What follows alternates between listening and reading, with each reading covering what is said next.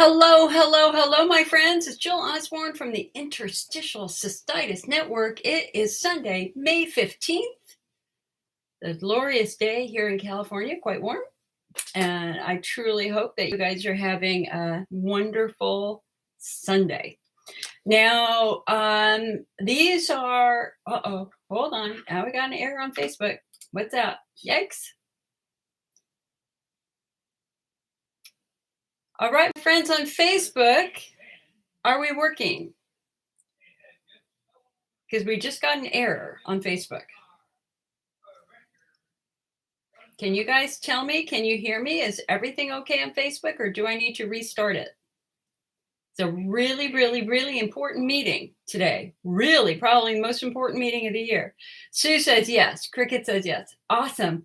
Cricket, are you the Cricket from our forum? If you are, honey, nice to see you. It's been forever. All right, so we got YouTube running and we got Facebook running. Okay, very, very good. And I'm sorry for the late start today, but I've been very, very, it's just been crazy busy here for me. I mean, I've already done a full day just in 4 hours. So let me introduce myself. Jill Osborne, president and founder of the Interstitial Cystitis Network. I've been an IC support group leader for 29 years. I sat on the U.S. Army IC research panel for a decade, allocating millions of dollars for IC research. I have a couple of different roles. Not only am I support group leader, but I do research, and I also own a website.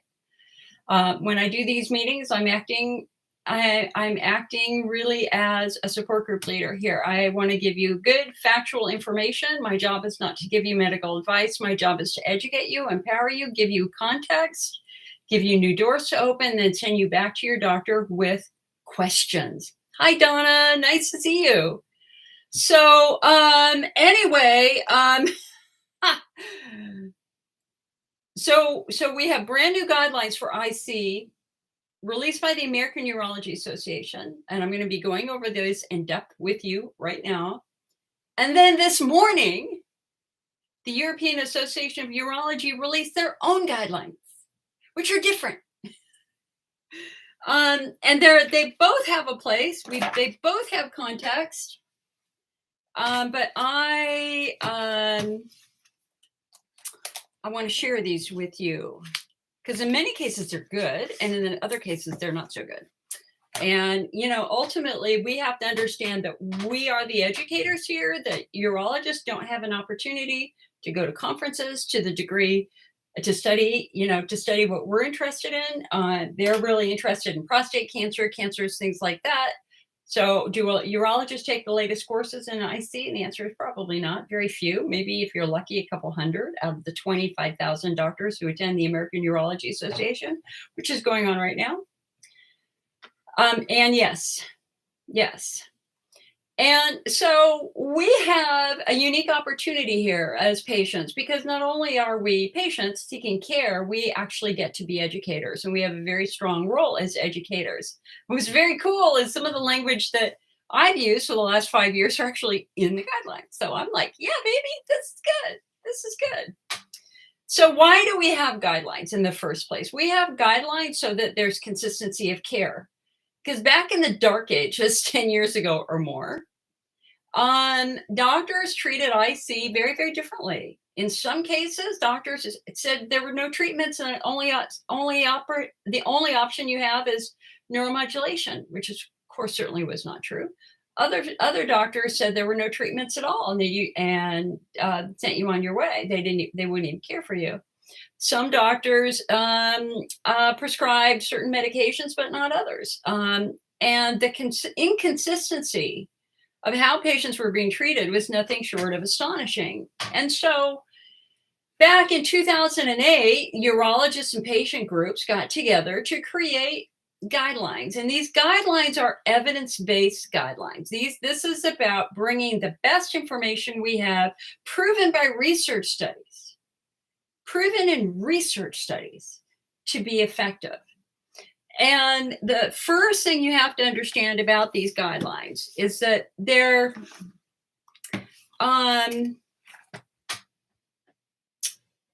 Do I want to say academic? Well, they're absolutely very, very academic. You know, they're trying to sort through the shaft, so to speak. They're trying to walk away from opinions, case studies which aren't reflective of a larger population, poorly designed studies. You know, we certainly know that there are studies that were created by pharmaceutical companies that maybe don't have a placebo arm, designed to try to make a medication look good, right? I mean, and so they're trying to get to the core fundamental truth based upon what research studies tell us. And so they've excluded a lot of information, and that's fine. I mean, I'm all for that. We've got to, you know, back in the old days, we had people online telling patients you could cure yourself by drinking the juice of a lemon. Okay, well, obviously that person never had IC if that's what they said. We had people saying you could cure yourself doing sleeping on magnets. Absolutely untrue. And of course, these guidelines, or the intention of these guidelines, is to walk away from anything like that and to really focus on pure science and what do we know, proven in studies. So they were published in 2011. They were first revised in 2014. They've been revised again this year in 2020. And what they've done now is they've incorporated another 65 or so research studies into this to help us understand what has changed. Anna said the ICA released these studies right after my meeting. Yeah. Well, and there's also multiple sources of information. The first information I got wasn't the studies. It was another article written by the guy who wrote the studies. So I had to do my homework yesterday and go through these studies in depth too. So the way these guidelines are organized is in a series of statements. Statement number one, is based on diagnosis. A diagnosis should include a careful history, physical examination, lab exam, etc. Right? So we've got statements on diagnosis, statements on how it should be managed, statements on treatments and how treatment should be considered. Here, hold on a sec. Statements on oral meds, bladder installations, surgeries, treatments that should not be offered. And let's see here. Yeah, that's basically it. So change number one is, y'all remember our 6 steps of treatment arranged with respect to the risk of adverse event, right? So we normally start at step 1. We do everything in step 1, which is basically the self-help stuff, improving your water intake, modifying your diet, doing muscle work, et cetera, et cetera. So the way the guidelines were originally presented was 6 steps. They wanted you to slowly proceed through the steps. Here, hold on a sec. My light's almost falling. Hold on.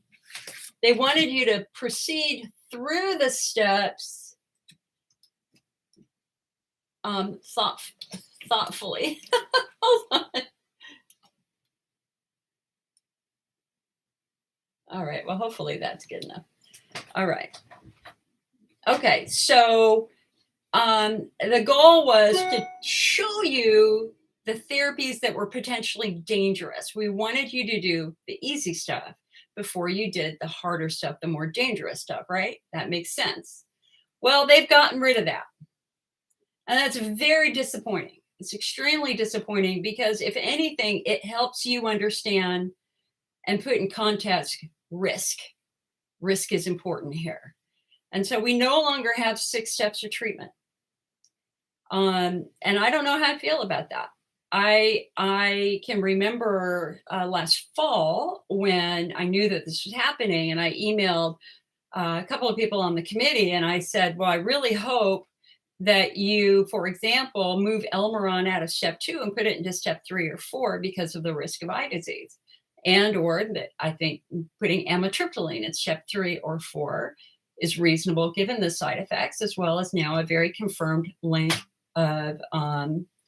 of risk of cognitive decline, right? And so I was hoping that we would see therapies moved around, and instead they've obliterated it entirely. And they're relying on you to do your research and your doctor at that first or second appointment to go through all of the risks with you so that you can make an educated decision about what therapies you want to do or not. And I think that that's a real mistake, because I don't think in today's medicine that in a 10-minute appointment, your doctor can tell you, hey, if you're going to try Elmaron, understand that there's a risk of eye disease. If you're going to try this, there's a risk of whatever. And so the guidelines are kind of in general throwing the discussion of risk versus benefit back at the doctor. And I don't think that that's real life clinical care. I mean, we're lucky to get 10 minutes with the doctor. And most of the time, the doctor is staring at a computer and they're not even looking at us. And so I think that the guidelines are a bit short-sighted. We lost a really good tool in having the 6 steps of treatment, because that would help you understand that if you were considering cyclosporin step 5, that's actually remarkably risky as compared to physical therapy, right? So,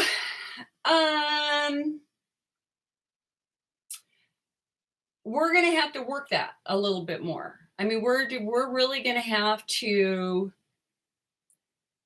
focus on educating you so that when you go to the doctor, you really understand the risks and benefits so that you can have a really good discussion, right? So that's concept, the big change. But the good change, the best change ever, is for the first time, they are emphasizing subtypes. Hallelujah, baby. Hallelujah. They say crystal clear in these guidelines, there are distinct patient groups. That there are bladder-centric patients, like Hunner's lesion patients or estrogen atrophy patients. There are pelvic pain patients. Pelvic floor muscle myofascial issues. And there are what we call NUP, non-urologic chronic pelvic pain. They all have symptoms of frequency, urgency, pressure, pain. But the underlying cause is different in each group. And, we had research released last fall from UCLA, which showed and proved that if a patient is primarily muscular, bladder therapies are not going to work and are probably a waste of time. Just as for the patients who are in the NUP group, those are the patients who we really have to focus on, because those are the ones who are going to be the least responsive to therapies. So let me get to this here for a moment. Actually, what I'd like to do is just go through these statements and let's do this. Here, hold on a sec. Let me put this right here. Okay, that's right there. So number one, let's just go through this in order, okay? So what is the nomenclature? What is the correct term that we should be using to describe quote unquote IC? And as I said on Thursday, really the United States right now is the only country that's consistently saying IC BPS, IC interstitial cystitis, BPS bladder pain syndrome. The great majority of the world is now just saying bladder pain syndrome. And the only patients who are being diagnosed with IC are patients with Hunner's lesions. In the United States, the reason why we use both terms is because we have invested so much time and energy in getting a disability ruling from Social Security that if we abandon the use of the term interstitial cystitis, the great concern is that patients won't be able to get disability as easily, and some people will use that against them and say, hey, this wasn't a disease after all. See, it was all in your head after all, right? And so we have to understand context here. At least here in the United States, we're calling it IC BPS or BPS IC, okay? Understand that. In the future, probably in the next 3 to 4 years, or maybe 5 to 10 years, I think interstitial cystitis as a disease name is going to be much less used because, again, we're not looking at disease anymore. We're looking at pelvic pain syndrome, for which structures outside of the bladder can be contributing, right? Now, you guys, listen, I know you have questions. I'm going to take your questions, but you got to let me get through this first. And I'm going to need you to re-ask the question on Facebook in about a half an hour if I've missed it, okay? Okay.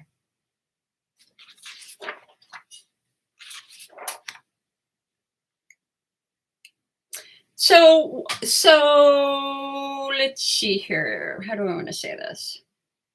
Okay, here's something new. So before we get into treatments, this is under the section on diagnosis and more comorbidities. IC is most commonly diagnosed in individuals over the age of 40, although the diagnosis may be delayed, depending upon the index of suspicion for the disease. For instance, in European studies where most strict criteria are typically used to make the diagnosis, the mean age is older than the US. And so what they're saying is the average age around 40, although obviously we know it's much younger too, especially for patients with pelvic floor injuries. In fact, I was reading a paper a couple weeks ago where it was a doctor who very clearly said, hey, listen, if you've got a child with this, if you've got a teen with this, somebody in their early 20s, we really have to probe for injury. Because in that doctor's opinion, injury was playing the dominant role in why that younger person was having symptoms. Here's something I hadn't seen this recently. A history of recent culture-proven UTI can be identified in 18 to 36% of women, although subsequent cultures are negative. I didn't think it was that high. It's not uncommon for patients to report a single symptom at first, like frequency, and then eventually as time goes on, getting the urgency and the pain. There is a high rate of prior pelvic surgery, especially hysterectomy and levator ani pain, pelvic floor pain in women with IC, suggesting that trauma or other local factors may contribute to symptoms. In other words, something in the pelvis itself. Abby says, there are no new treatments in the guidelines after 8 years. Honey, you're missing the entire point. It's not about new treatments. It's about understanding why the existing treatments didn't work for so many patients and pointing you to the correct treatment for you, right? It's about subtyping now. It's about understanding these different patient groups, right? Okay. It is not known whether IC is a primary bladder disorder or whether the bladder symptoms are a secondary phenomena resulting from another cause. What have I been saying? Primary, secondary, primary, secondary. For some of you, yes, your symptoms begin after a direct bladder injury like chemotherapy. And because your bladder's screaming in pain, your muscles get tight to protect you, right? But for many of you, it didn't begin with your bladder. It began with something else, like having a hysterectomy, like a tailbone injury, like having a baby, like riding a bicycle and getting a pudendal neuralgia, right? And so here we have guidelines who are saying now primary, secondary, primary, secondary. That's so exciting.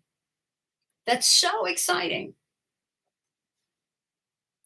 So what they're saying here is IC may be a bladder disorder that is part of a systemic disorder, at least in a subset of patients also, right? So I'll get back to that.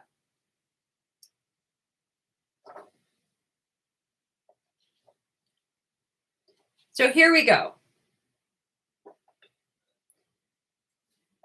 Now think about the pain subtypes for a moment. Hunner's lesion, bladder pain, pelvic floor, pudendal neuralgia, central sensitization. 44% of IC patients had at least one other pain condition.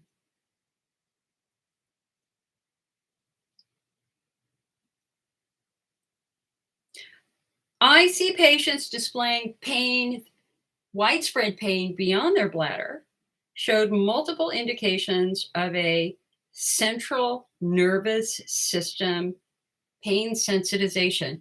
Chris Payne's IC subtype 5, central sensitization, chronic overlapping pain conditions. And they proved it with sensory testing. Thus, it has been suggested that IC is a member of a family of hypersensitivity disorders, which affects the bladder and other somatic visceral organs. Okay, so that's a distinct group. Now, guys, I gotta reinforce this to you. You have to understand that for the last 25 years, they've been saying incurable bladder disease. Incurable bladder disease. There's no treatment. But what do we know? Bladder therapies don't work for many of us. Why? Because for some of us, it's not bladder. So when Chris Payne came up with his his 5 subtypes for IC 5-6 years ago, I was like, okay, now we have a clear understanding that there are distinct groups, including subtype 5, patients with IC, IBS, vulvodynia, TMJ, fibromyalgia, patients with chronic overlapping pain conditions. And you have to understand, it is momentous that the American Urology Association is now acknowledging that they are acknowledging different patient groups. So this is what they say. IC is a heterogeneous clinical syndrome. That means you're different. We're different. We're not all the same. And even though patients present with similar symptoms of bladder pain and pressure, discomfort associated with frequency, etc., there are subgroups or phenotypes within IC. Some IC patients have bladder-centric phenotypes like Hunner's lesions, small bladder capacity, and I'm going to add estrogen atrophy in there. Others have a pelvic floor phenotype, as demonstrated by pelvic floor tenderness and hypertonic tight pelvic floor muscles. And then the third group has a systemic, widespread symptoms of chronic overlapping pain conditions, central sensitization. This is huge. And this is exciting because, as Chris Payne said, it is so cruel to tell patients they have an incurable bladder disease when for some of us, we do not have a bladder disease at all. If you are that patient who has a muscle injury, that's curable. And Chris Payne said that's curable. And we know that's curable for some of us, for many of us.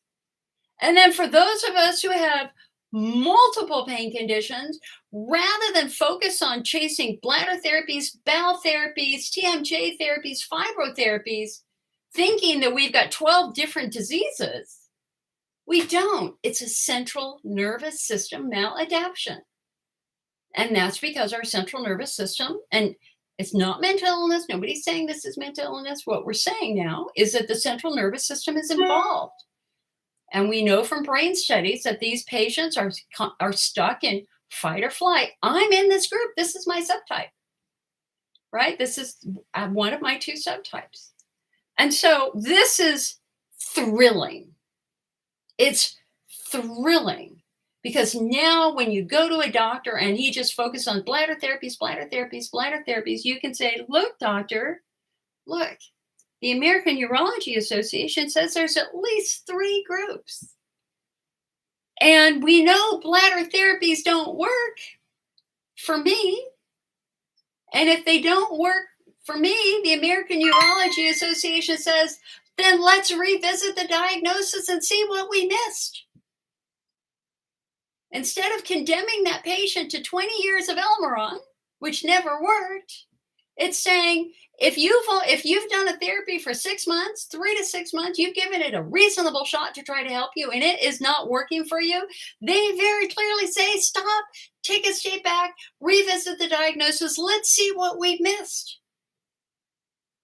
Do you have a fibroid tumor pushing on your bladder? Do you have pelvic congestion syndrome? Do you have a Tarlov cyst coming off of your lower spine?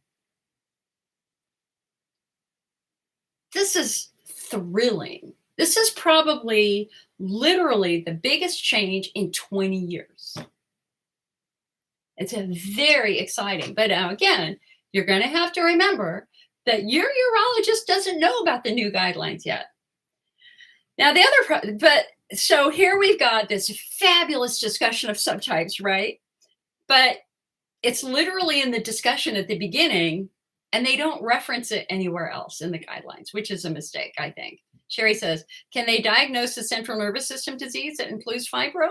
Honey, if you've got 2 or more, it's an automatic diagnosis. If you have IC or IC and IBS or IC and vulvodynia or IC and fibro, that is an automatic diagnosis. They don't need to do another test for that. All right, let's keep going.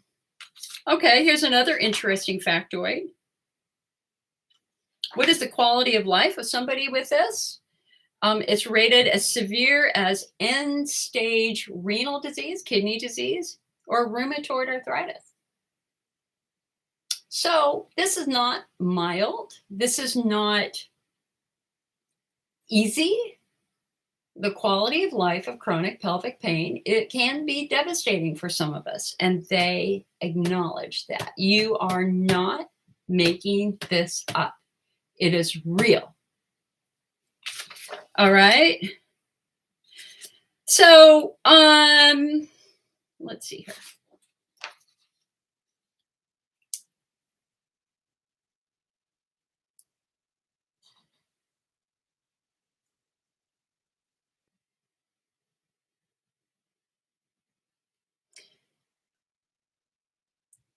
In another paper I wrote, I read 2 days ago by the guy who wrote these guidelines, he talked about suspicion.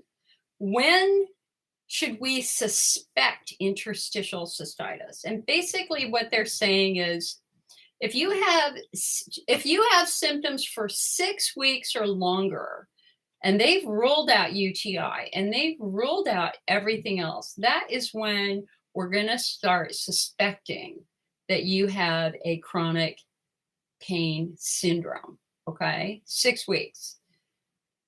But if you are, in fact, diet sensitive, and you've, as a young patient, you've already figured out that coffee triggers you or soda triggers you, that then moves you further into the camp of IC, of interstitial cystitis bladder pain syndrome.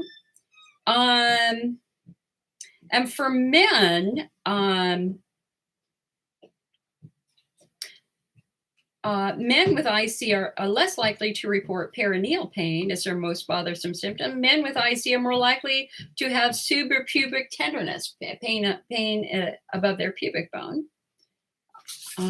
Anyway, I know I'm glossing over this. I will be going over this in depth on our website. Okay, this is all very, very new. Okay, so let's go through these guideline statements. Okay. Guideline statement number 1 is about diagnosis. The basic assessment should include a careful history, physical examination, and a laboratory exam to document your symptoms and signs that characterize IC and exclude other disorders that could be the cause of your patient's symptoms. So the AUA is hoping and kind of praying that your doctor is not going to immediately suspect your bladder. The AUA is hoping and praying that the doctor is going to do their due diligence. They're going to do urine studies, but they're also hopefully going to look at muscle issues and other things like that at that very first appointment. Okay. And they say, again, IC is a chronic disorder and symptoms should be present for at least 6 weeks with documented negative urine cultures for infection.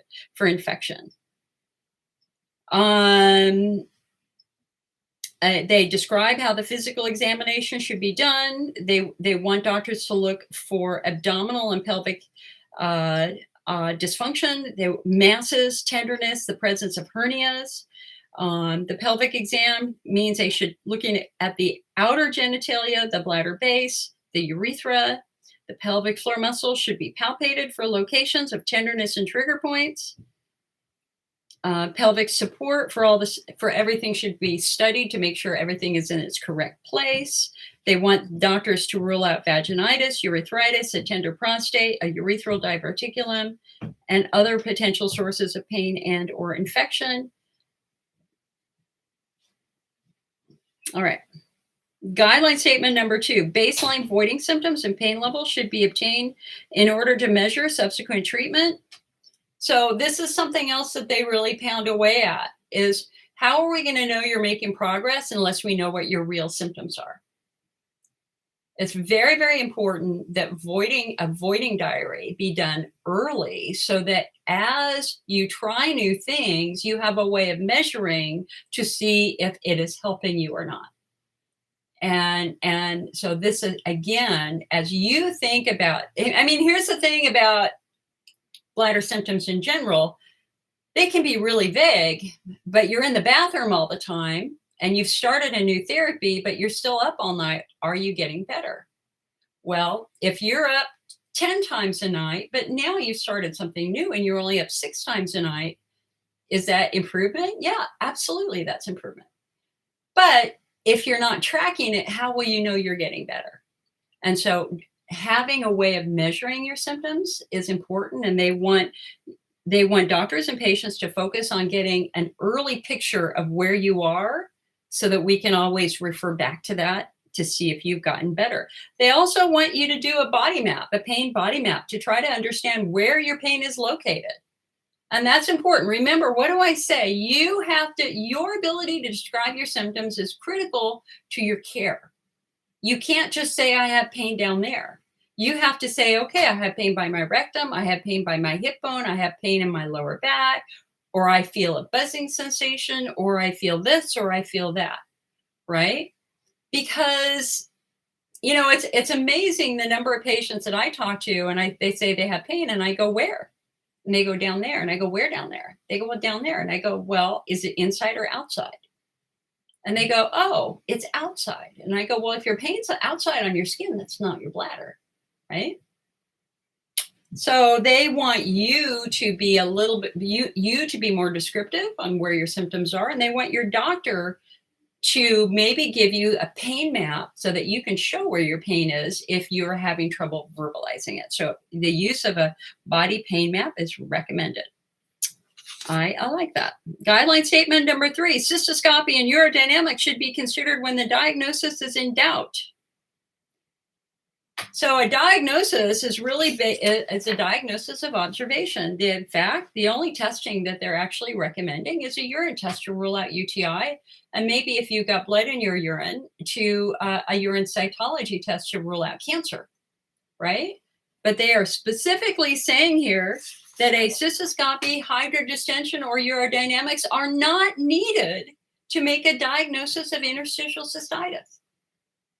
And the only context of when those are done is if the diagnosis is in doubt. The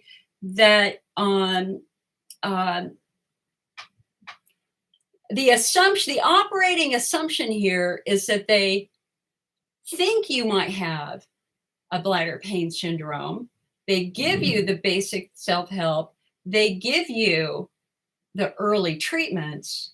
And if 3 months later, 6 months later, you're not responding to that therapy and you're not showing any progress at all, that's when they're probably going to want to take a step back and look in your bladder and make sure there aren't any foreign objects in your bladder, such as a bladder stone or such as vaginal mesh that has moved. I was working with a patient on Friday who had a bladder suspension with mesh that has now perforated through her bladder completely, and they can see the mesh in her bladder wall. And obviously she's in terrible shape. Obviously she does not have a bladder disease. What she has is a mesh complication. So again, if you're not responding to therapies in the first 6 months, 3 to 6 months, then it's reasonable to take a look to see if they've missed anything. And the only exception to that is that if they strongly suspect that you have Hunner's lesions, then they want to get those lesions treated quickly. So if you have visible blood in your urine and they've ruled out cancer and or your symptoms are particularly intense, then that's when they might be more aggressive and say, hey, let's do at least a cystoscopy and or maybe a hydrodistension with cystoscopy to see if you do have Hunner's lesions, because they very clearly say that Hunner's lesions need to be treated quickly at that first hydrodistension. They do not want patients with Hunner's lesions to waste time doing other therapies. Hunner's lesions require lesion-specific therapy, which in these guidelines specifically are steroid injection or fulguration laser therapy. So that's pretty new too. They're now being aggressive. If they think you have Hunner's lesions, if your doctor thinks you have Hunner's lesions, they want you to get in and look. And if they find lesions, they want them treated. And that got the highest evidence rating. Okay. Something else I thought that was interesting in the section where they were talking about lesions, that there are two phases to lesions. Lesions can be in an acute phase in which they're inflamed, friable, denuded, basically a bloody mess. And then there's a chronic phase to a Hunner's lesion in which that lesion might not bleed and might be white. Makes me think of lichen sclerosis. For those of you who are familiar with lichen sclerosis is a chronic neuroinflammatory disorder that affects the vulva where the skin turns white, and it can be very painful. So they're kind of describing that too in these guidelines. Here's something else that's really, really important. Glommulations, those pinpoint red dots that we often see in the bladder during a hydrodistension that we all thought was IC, are considered irrelevant now. They say glommulations may be detected on cystoscopy, but these lesions are non-diagnostic and non-specific for IC and are commonly seen in other conditions which may coexist. And that thus it can represent a misdiagnosis of IC. So glommulations may be present, but we're not considering that important anymore. It's not specific to IC. And as they say here, glommulations may be seen in patients who have undergone radiation therapy, they have bladder cancer, they've gone through chemotherapy, a toxic drug exposure, or in completely normal patients. Patients with no history of bladder issues at all, no active symptoms, can have petechial hemorrhages, glommulations. So if you have glommulations in your bladder, it's not important anymore. It's not specific. You still might have a completely normal bladder. Okay. Guideline statement number 4, cystoscopy should be performed to patients for whom Hunner's lesions are suspected, which is what I just said. It is reasonable to offer a cystoscopy to IC patients, particularly if they're over the age of 50. And what they say here, the higher odds of identifying Hunner's lesions and directing Hunner's lesions to effective therapies are balanced against the mild discomfort associated with a cystoscopy. Okay.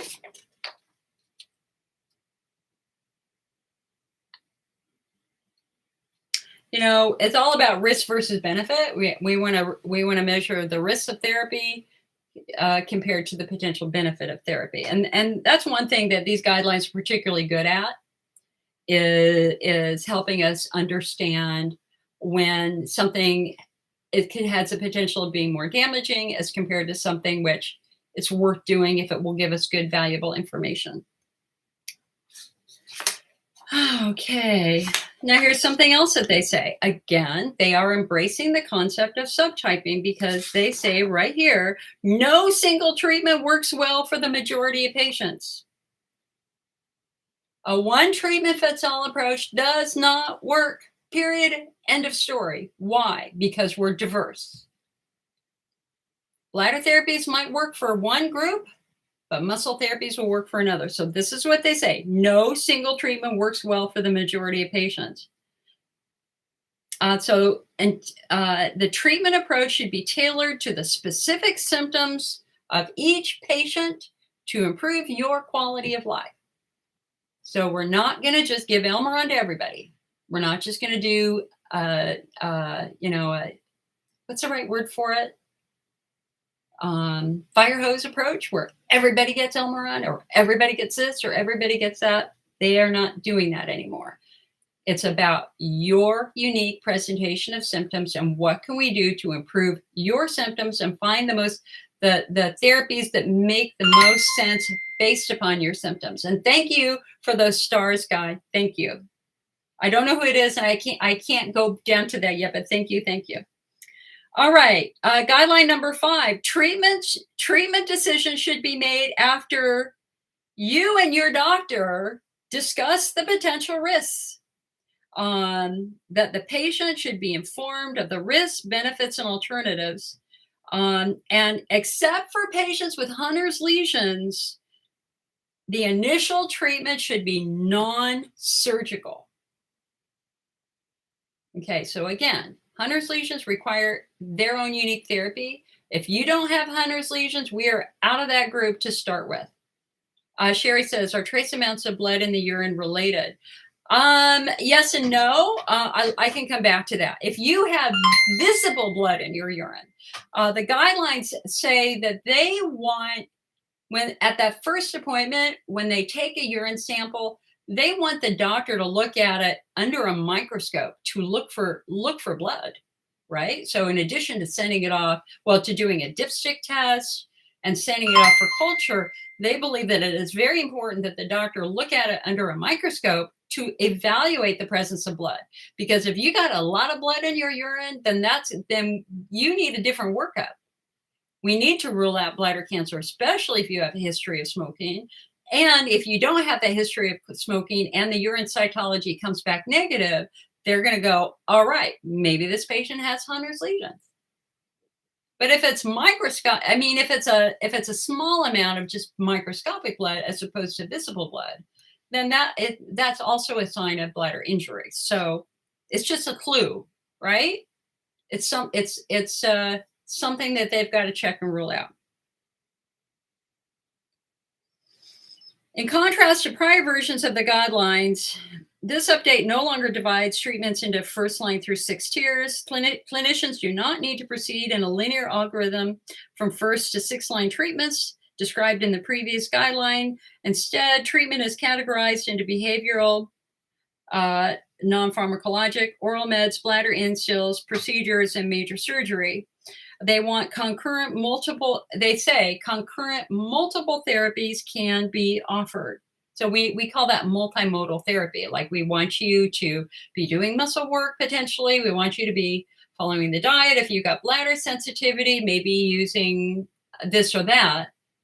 It's not just about doing one thing. It's about looking at your entirety of symptoms and trying to focus on those with multiple methods, multimodal therapy.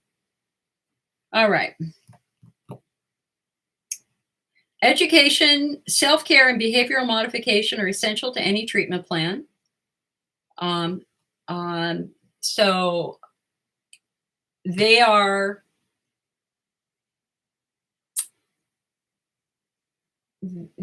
giving you control. They are telling you you have control. And a lot of the control you have is what you do at home. Whether it is, if you have pain with sitting, avoiding those things which trigger pain while we're working on trying to figure out why you have pain while you're sitting. It means avoiding that coffee that keeps you up all night. It means practicing good stress management, because we know that when you're under stress, pain will be intensified by your brain because your brain thinks your life is at stake. It means working on muscles. It's really helping you understand that you have a lot of control over how you're doing on any given day. Patients with, okay, and here's the other thing. This is just so cool. They've moved up pelvic floor physical therapy. There's no risk associated with pelvic floor physical therapy, such as an adverse event, like a medication. And research shows that if you got tight muscles, pelvic floor physical therapy is remarkably helpful at reducing that and improving that. And so kind of that first line of therapy is really going to be, what are you doing at home that will kind of ground and calm your body and create an environment that will support healing. And then they immediately say, if you have tight pelvic floor muscles, we're going to go to pelvic floor physical therapy. Because we cannot ignore tight pelvic floor muscles. Tight pelvic floor muscles restrict blood supply. It makes it difficult to urinate. It makes it difficult to have a bowel movement. It makes it difficult to have sex. if your bladder is supposed to get 24 or 28 units of blood a day and it's only getting 10 units of blood because your muscles are tight, can your bladder be healthy? And the answer is, yeah, probably not. And so these guidelines are really crystal clear that if you have tight pelvic floor muscles, you should be referred to pelvic floor physical therapy. And now some of you do it and you don't like it. And that's like tough. I know you don't like it, but there's no other way to reach these muscles. There's no other way of reaching these muscles other than through the vagina or through the rectum. Now, listen, if your muscles are so tight they can't touch you, they're not going to try to do that right away. They're going to work externally for several weeks, maybe even months, to try to get you to the point where they might be able to start touching some of these muscles internally. Because you can't reach these muscles from the outside. You've got to reach them from the inside.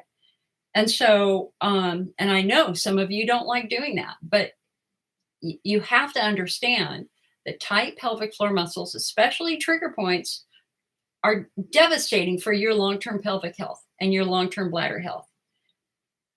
And it is really hot right now here in my office. I should have brought my little air conditioner in. Yikes. All right.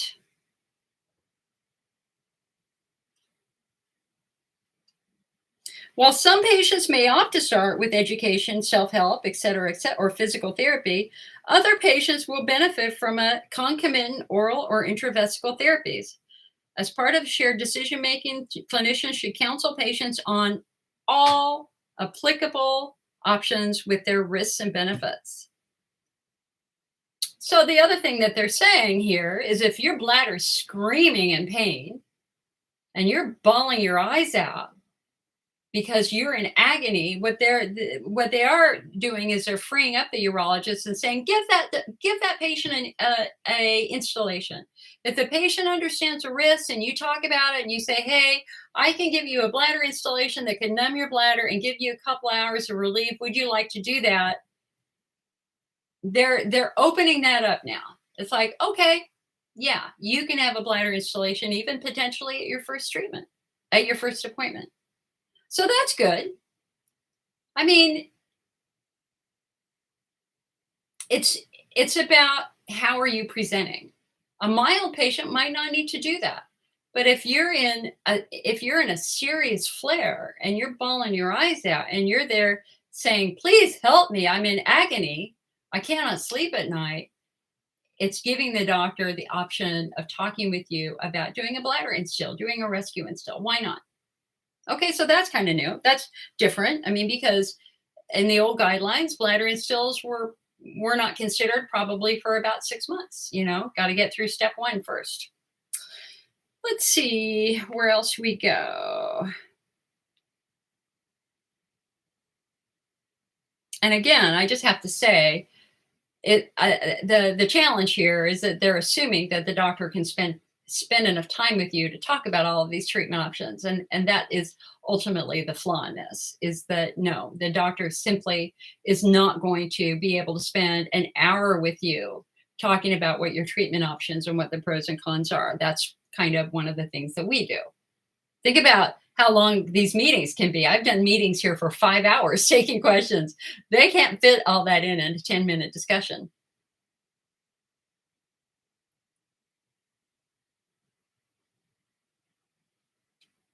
So pretty interesting. We can come back to that. Okay, let me get through this. Guidelines number 7, multimodal pain management approaches should be initiated. Pain management should be continually assessed for effectiveness because of its important to quality of life. If pain management is inadequate, then consideration should be given to multidisciplinary approach to pain. Okay, so the AUA, again, unlike the document I read 2 days ago, the AUA is saying, hey, man, we're taking your pain really seriously. We want to get it checked at every single appointment, and we're not going to deny you pain care. We're not going to deny you pain care, but we have to understand, we absolutely have to understand what's triggering the pain. Number 1, is it muscles, or is it the bladder wall, et cetera, or is it something related to your bowel or fibro tumors, et cetera, et cetera. And if necessary, they support the use of opiate medications, but they're not going to put everything on opiates. We want to make sure that we're focusing on treating the underlying cause of the pain. We have to understand the underlying cause of the pain, right? All right. So I like that. They didn't take out their pain section. Hold on, guys. It's just really hot here. I got to get this off of my neck. Did it look okay? Okay. Okay. Guideline statement number 8. The IC diagnosis should be reconsidered if no improvement occurs after multiple treatments. Thank you, Jesus. If bladder therapies are not working and you've tried everything, for God's sake, we're going to take a step back and look for other things. We do not want to condemn you to decades of doing the wrong therapies. We want to make sure that we haven't missed anything like a fibroid tumor or whatever. So that's great. Very, very clear. Now, in their treatment discussion, most treatments are designated as options except for physical therapy and Hunner's lesion treatment. The research is undeniable. Physical therapy is remarkably helpful at reducing symptoms, and so is the treatment of Hunner's lesions. So those are absolute recommendations, recommended. But the rest of the therapies are considered options. So let's talk about these. Guideline statement number 9. So we're talking about non-pharmacologic treatments. Patients should be educated about normal bladder function, what is known and not known about IC, also subtypes, etc., benefits and risks, the fact that no single treatment has been found effective for everyone, and that there's going to be trial and error as you try things. It's going to be a trial and error approach, and that's okay. We get that.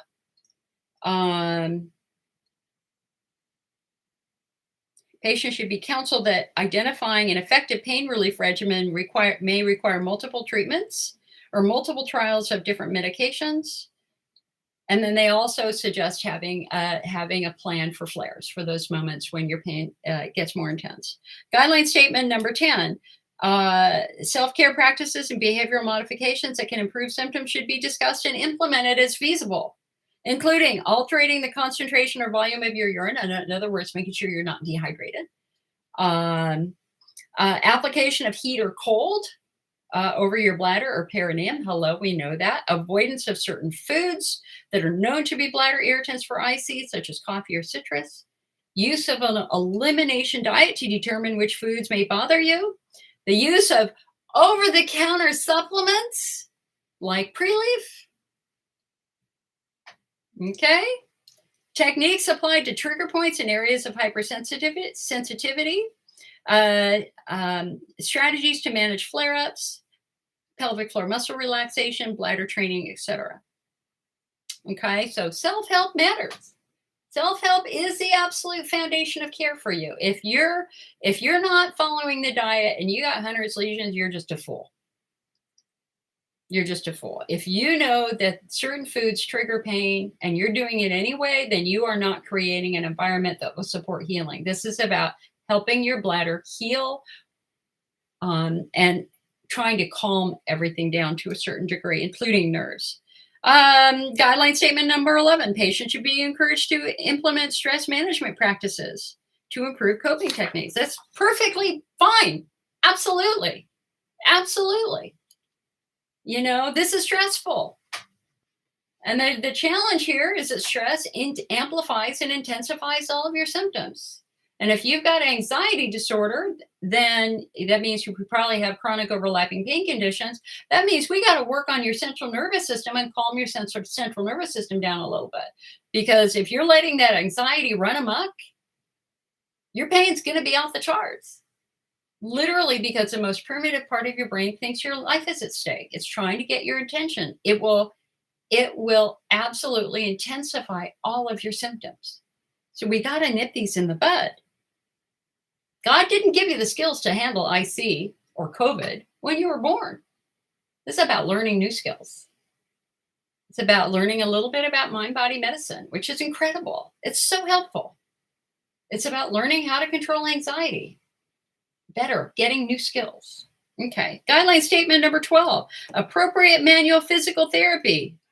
Maneuvers that resolve pelvic, abdominal, hip muscular trigger points that lengthen muscle contractures and release painful scars and other connective tissue restrictions. If appropriately trained clinicians are available, should be offered to patients who present with pelvic floor tenderness. So it's fabulous to see that they are now taking this very aggressive approach with pelvic floor physical therapy. If your muscles are tight, we have to work on them. And the evidence grade is A. It's an undeniable fact. Research has proven that pelvic floor muscle therapy is more helpful, basically, than any of the other oral therapies or bladder installations. The research proves it. Okay, so let's not walk away from something which has the potential of really, really helping you. And they give all the data, they give all the research data that proves it. So I don't need to go over that here. They also say very clearly routine forms of pelvic physical therapy that are aimed at strengthening the pelvic floor, such as Kegels, should not be done. Because the problem is our muscles are too tight. The last thing we want to do is tighten these muscles even more. And that's what a Kegel exercise does. So some of you are like, oh, I can do that at home. I can do a Kegel at home. It's like, no. And the odds are, if you were to do a Kegel right now while you're listening to me, for some of you, it's going to hurt. Why? Because your pelvic floor is tight. The last thing we want to do is tighten these pelvic floor muscles. All right. Guideline statement number 13, clinicians may prescribe pain management agents, and they focus on urinary analgesics. Now, this is important. Pyridium, azobladder pain relief tablets are not meant for long-term use, like 1 to 2 days maximum, or they can cause liver dysfunction, kidney dysfunction, etc. Some of you use azo all the time. And that's risky. That's pretty risky. We want to focus on other things that do not carry that same risk of damaging your liver. And one of them causes like a blood disorder, a really, really long name. It'll like hyperglobinemia, something like that. It'll come back anyway.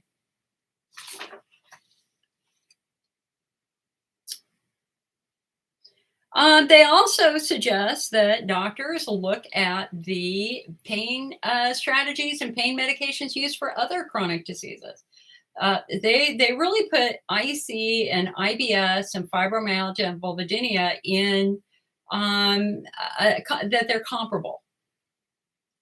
That we're looking at this as a chronic pain syndrome rather than a disease process. And that irritable bowel and interstitial cystitis, for some of us, again, represents a central nervous system maladaptation. So, all right, let's see here.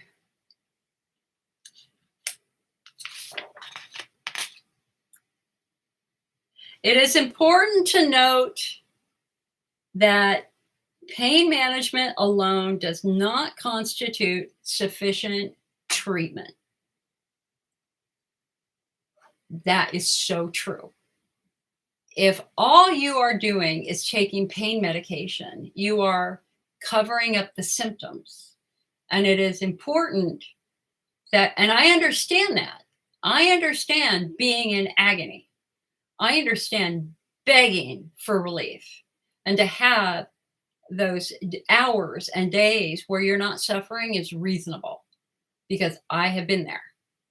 Okay, but you can't cling to that as your only treatment for this. You always have to be in the back of your mind going, what is causing this? Cause and effect. The pain is the effect. The medication is treating the effect. But what can we do to treat the cause? What can we do to get you out of pain so that you don't need pain medicine? Is it tight pelvic floor muscles? Is it a Hunner's lesion? Is it something else that is treatable? And I work with some of you where that's the only thing you do. And you're always surprised when I say, but what's causing it? And they're like, oh, well, it just works. And it's like, okay, I understand that it works, and that's great that it works. But wouldn't it be great if you didn't need to use it? Wouldn't it be great if we could actually figure out the underlying issues so that you don't have to spend the next 10 or 20 years suffering with something that could potentially be treatable, right? Thank you, Sid. Sid, I'll come back to that, honey. Let me just work through this. So the next statement is about oral medications. The amitriptyline, cimetidine, hydroxyzine, or Pentocin, also known as oral, can be second line oral medications, although technically they got rid of the word second. But anyway, they're options. And they go through the risks, the pros and cons risks. For example, amitriptyline has a grade of B, and they are, let's see. Research studies have shown that amitriptyline over time can result in a significant improvement of symptoms at about 4 months, with research study that shows it. Of course, the drawback to amitriptyline are side effects. Adverse events are extremely common in up to 79% of patients who take amitriptyline. And so we're going to really look at dry mouth, dry eyes, weight gain, and cardiac rhythm abnormalities, which is what happened to me when I was on amitriptyline. And of course, we know now that amitriptyline is one of those medications that if you take it every day over time, it has the potential of increasing your risk for cognitive decline. Cimetidine is mentioned. No adverse events were reported with cimetidine. And honestly, I don't talk about cimetidine that much. So I'm not, the method of action of that is out of my head. We can come back to that if necessary. Hydroxyzine is mentioned, the antihistamine. However, 82% of patients who used hydroxyzine reported adverse events and side effects. However, they were generally not serious. It was mostly short-term sedation and weakness as compared to amitriptyline causing your heart rhythm to change, potentially. And they mention Elmaron. Okay, and they give all the data on Elmaron, and they say Elmaron is by far the most studied oral medication for use with IC BPS. There were 7 randomized trials reporting on more than 500 patients. The success rate, not particularly exciting. Some studies found that it was no better than placebo. Others found modest success. Some did and some didn't. However, the next guideline statement is clinicians should counsel patients who are considering Pentocin, Elmaron, for the risk of macular damage and vision-related injuries. So that now is something new. AUA is saying patients should be told directly the risk of eye disease. And they also recommend that if you are considering eye disease, that the doctor should ask if you have any history of eye issues at all, any family history of eye issues at all that should be considered.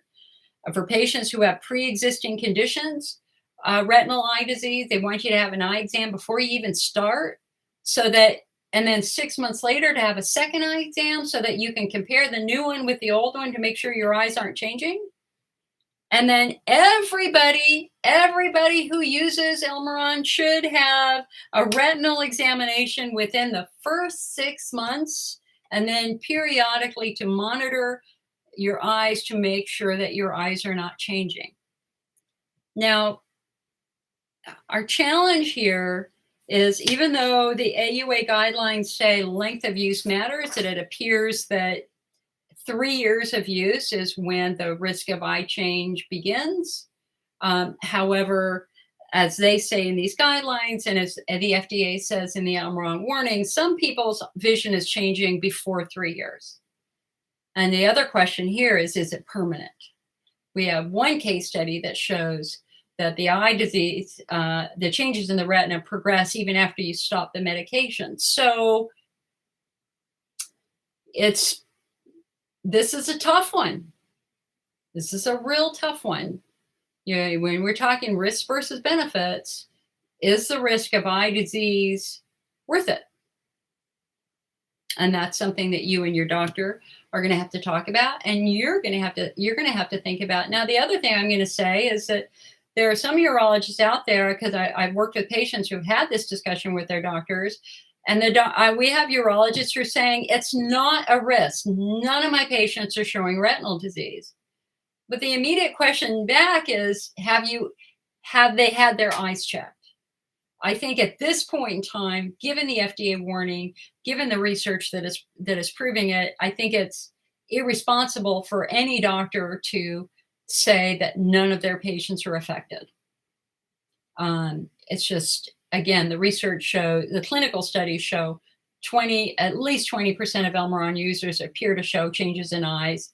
And our study showed that 54% of patients using Elmaron reported a history of eye disease. So, yeah. Donna asked a good question. If you choose to use Elmaron, can you sue? Especially if you know the risk? No, I wouldn't imagine you could. I would not imagine you could. Abby, hold on one. That Abby says, does anybody have tips on bladder wall subtypes? Remember Hunner's lesions, estrogen atrophy, chemotherapy, et cetera, we talk about that all the time in these meetings. And we can come back to that again. Let me finish going through these guidelines. Guideline Statement 16. This is interesting. Oral cyclosporin may be offered particularly for patients with Hunner's lesions. So now we're opening the door to a new therapy specifically for Hunner's lesions, the use of cyclosporin. Cyclosporin was a step 5 treatment option. It was the last oral medication occurred in the previous guideline because it does come with really significant risks like increasing your blood pressure, et cetera, et cetera. But now the guidelines are saying that if you have patients with Hunner's lesions in which fulguration and steroid injections are not working, please consider using cyclosporin. Some doctors are saying that cyclosporin is a bit of a miracle drug for patients who have just a refractory bladder Hunner's lesion / disease, right? So now they're suggesting Hunner's lesion. Success rates were significantly high. 85% of patients with Hunner's lesions compared to those without Hunner's lesions responded well.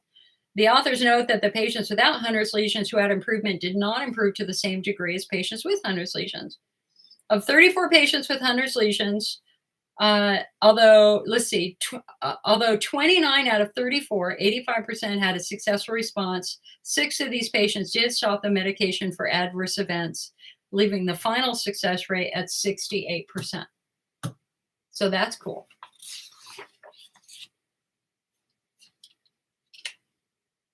Patients who want to take cyclosporin should have close monitoring, especially for renal function and blood pressure. There should be a very clear, consistent monitoring done for these patients because of the risk. Guideline Statement 17 is about bladder installations. DMSO, heparin, and lidocaine may be administered as second-line intravesical treatments. No hierarchy is implied. They're not saying one is better than the other. They do say for DMSO that it's well, let's see. They suggest a dwell time of 15 to 20 minutes. So, whenever you do bladder installations, the doctors are like, you need to hold it as long as you can. Well, no, the AUA guidelines are saying, no, don't hold it as long as you can. We want you to hold it for 15 minutes. That's reasonable. They also report that DMSO is rapidly absorbed into the bladder. And if it is administered as a cocktail, you have to be careful of what else you put in the cocktail, because it might help other medications, such as lidocaine, get into your bloodstream, and that can be dangerous.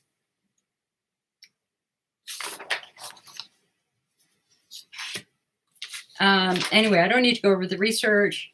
How should a cystoscopy be done? High pressure long duration or short pressure, low pressure, short duration. They say low pressure, short duration of less than 10 minutes. So in the old days, they used to fill up the bladder a lot and stretch it for a long period of time. But of course, now we know that that's associated with bladder rupture and or bladder wall necrosis, where the bladder wall literally starts to die, necrosis. We don't do that anymore. We haven't done that since 2011. Today, hydrodistensions should be done at a low pressure, short duration to minimize trauma to the bladder so that doesn't happen. And that's what they say here. They're also saying Hunner's lesions can be diagnosed in office with office cystoscopy without a hydrodistension, provided the doctor has the correct equipment. That's pretty cool. Hydrodistension as therapy was not durable. The patient might have had an initial favorable response, and the reason why hydrodistension helps some patients is it temporarily breaks the nerves, but the nerves do grow back. And that's what the data shows, that is it's not durable. It doesn't last very long, and that's because nerves grow back. They talk about fulguration, Guideline Statement 19. If Hunner's lesions are present, then treating them with fulguration or an injection of triamcinolone should be performed. And that the response is durable. The response is long-lasting. That when you treat Hunner's lesions correctly, you should feel better for maybe a couple of years, 20 months, maybe longer. All three studies reported that a large proportion of patients, 75 to 86%, experienced a marked or complete pain relief post-treatment. Do you hear that? 75 to 86% of patients with Hunner's lesions experience marked or a complete resolution of their pain. This is why if you have Hunner's lesions, they should be treated. If they're not treated, it's malpractice, in my opinion, because that's going to leave you suffering. If we treat lesions correctly, the pain resolves in many of you. 75 to 86% of patients. That's huge, okay? Guideline Statement 20 is on Botox. The Botox can be considered if other treatments have not provided an adequate improvement in symptoms. The problem with Botox, of course, is if they numb the nerve that controls your ability to urinate, you will have to self-catheterize. Botox cannot be done in somebody without the ability to self-catheterize. In the absence of placebo-controlled studies, the true effect of Botox is not possible to determine. However, overall, Botox studies suggest that a subset of patients experience symptom relief for several months after treatment with a return to baseline symptoms over time. So again, Botox is not considered durable. This option is not appropriate for patients who cannot tolerate catheterization and is relatively contraindicated for patients with any evidence of impaired bladder and emptying. Hi, Jennifer. Long time no see, girl. Nice to see you. Let's see. And then major surgery. So the last section is on surgery. When do we consider surgery for IC? Well, because major surgery is irreversible and life-altering. While some patients have a complete or near-complete symptom resolution after surgery, others have poor outcomes, including persistent pain, complications, or new symptoms with lifelong significant bother. The most common operations are urinary diversion, cystectomy, or, cystoplasty. Okay, where they take a little section of your bowel and create a new kind of artificial bladder for you.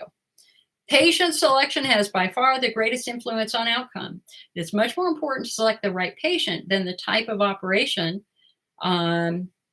Clinicians must be very rigorous in their patient selection. The surgery should be reserved for patients who have exhausted all other options and whose symptoms are caused only by the bladder. Symptoms from other sources, such as neuropathic pain, pelvic or muscle dysfunction, will not improve with lower urinary tract reconstruction. The best known predictors of success are end-stage fibrotic bladder, in other words, a very small shrunken bladder, a small bladder capacity under anesthesia, or the presence of Hunner's lesions. Conversely, if you have a large capacity under anesthesia, this suggests something outside of your bladder is associated with pain, causing your pain. Therefore, bladder therapy is bladder removal is not going to be helpful. If an anesthetic installation does not improve your symptoms, then a positive response to surgery is unlikely. You have to look beyond the bladder. And again, you guys, I know I'm running through this. I will have a much more comprehensive discussion of all of these guidelines and all of the research on our website. You got to give me a week. So what suggests pain outside of the bladder? Number 1, a large bladder capacity. Number 2, no Hunner's lesions. Number 3, lack of relief from a local anesthetic bladder instill. Number 4, pelvic floor tension. Number 5, genital hyperesthesia, which means pain, pain on the skin and stuff like that. Number 6, pain beyond the pelvis, widespread pain like irritable bowel syndrome. And chronic overlapping pain conditions. Surgery should not be recommended for patients with any of these. Last but not least, what are we no longer doing? Long-term oral antibiotics. I will say the guidelines make no statement about IC being embedded infection, a la Dr. James Malone Lee, who was the advocate for that. And sadly, we lost him. He passed away from cancer in January, and he was a definite loss to urology in general and to pelvic pain patients. He had an opinion. He stuck with it. He researched it in depth, and he absolutely proved that some patients do have chronic UTI. That said, these guidelines are really crystal clear. If they find no evidence of infection, they do not want you doing antibiotics because of the associated risks of increased drug resistance. That it is creating an environment where if you do get an infection, it could be super drug resistant. We don't want that to happen. They also do not believe in, or they do not recommend the use of an old medication called Bacillus calmette-guerin, also known as BCG, which is used for bladder cancer. They did think early on that it would work for IC, but research studies showed that it did not. They no longer recommend high-pressure, long-duration hydrodistension, that it should be less than 10 minutes at a low pressure of 80 to 100 centimeters. They say high pressure should not be offered. This form of hydrodistension should not be offered because of the risks as compared to the benefits. And they've got the research to back it up. And systemic long-term steroids are not recommended. Future research. Treating IC patients presents a significant challenge to clinical practice. Treatment approaches may be local, directed at the bladder, or systemic. They range from behavioral to pharmacological and may include many types of adjunctive therapy. Who is the ideal patient for a given approach? It depends upon how you're presenting. IC, which was originally considered to be a bladder disease, has now been recognized as a chronic pain syndrome. Hallelujah. Hallelujah. They talk about the subtypes, and they also say there's an urgent need for a long-term registry so they can follow patients over decades. Anyway, okay, so there you go. I'm sorry, guys, these are very in-depth, very academic, lots and lots of research. So let me just summarize here. This is a very important, very positive development for us because they now recognize IC not as a bladder disease, but as a chronic pain syndrome. They now recognize the diversity in this patient population. They call it a heterogeneous patient population. There are clear and distinct groups which require their own unique treatments. There is a bladder-centric group, there is a pelvic floor group, and then there is a chronic overlapping group. Okay? And so this is doing everything that I hoped it would do. The problem with it, if there is a problem with it, is that it is relying on the urologist to spend the time with you to talk about the risks. And I don't think that that's reasonable. I don't think that doctors have the time to do that. So this means that you have to be super, super educated. All right, so let me get a drink and we're going to go through your questions.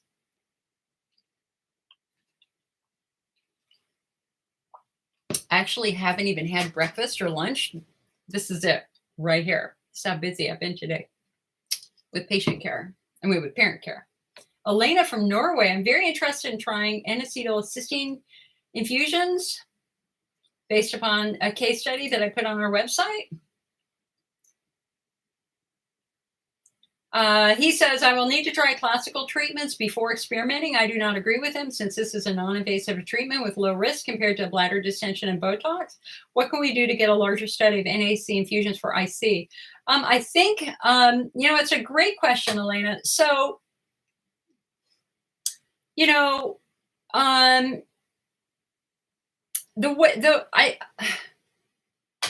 think about it this way. I want you to think about it this way.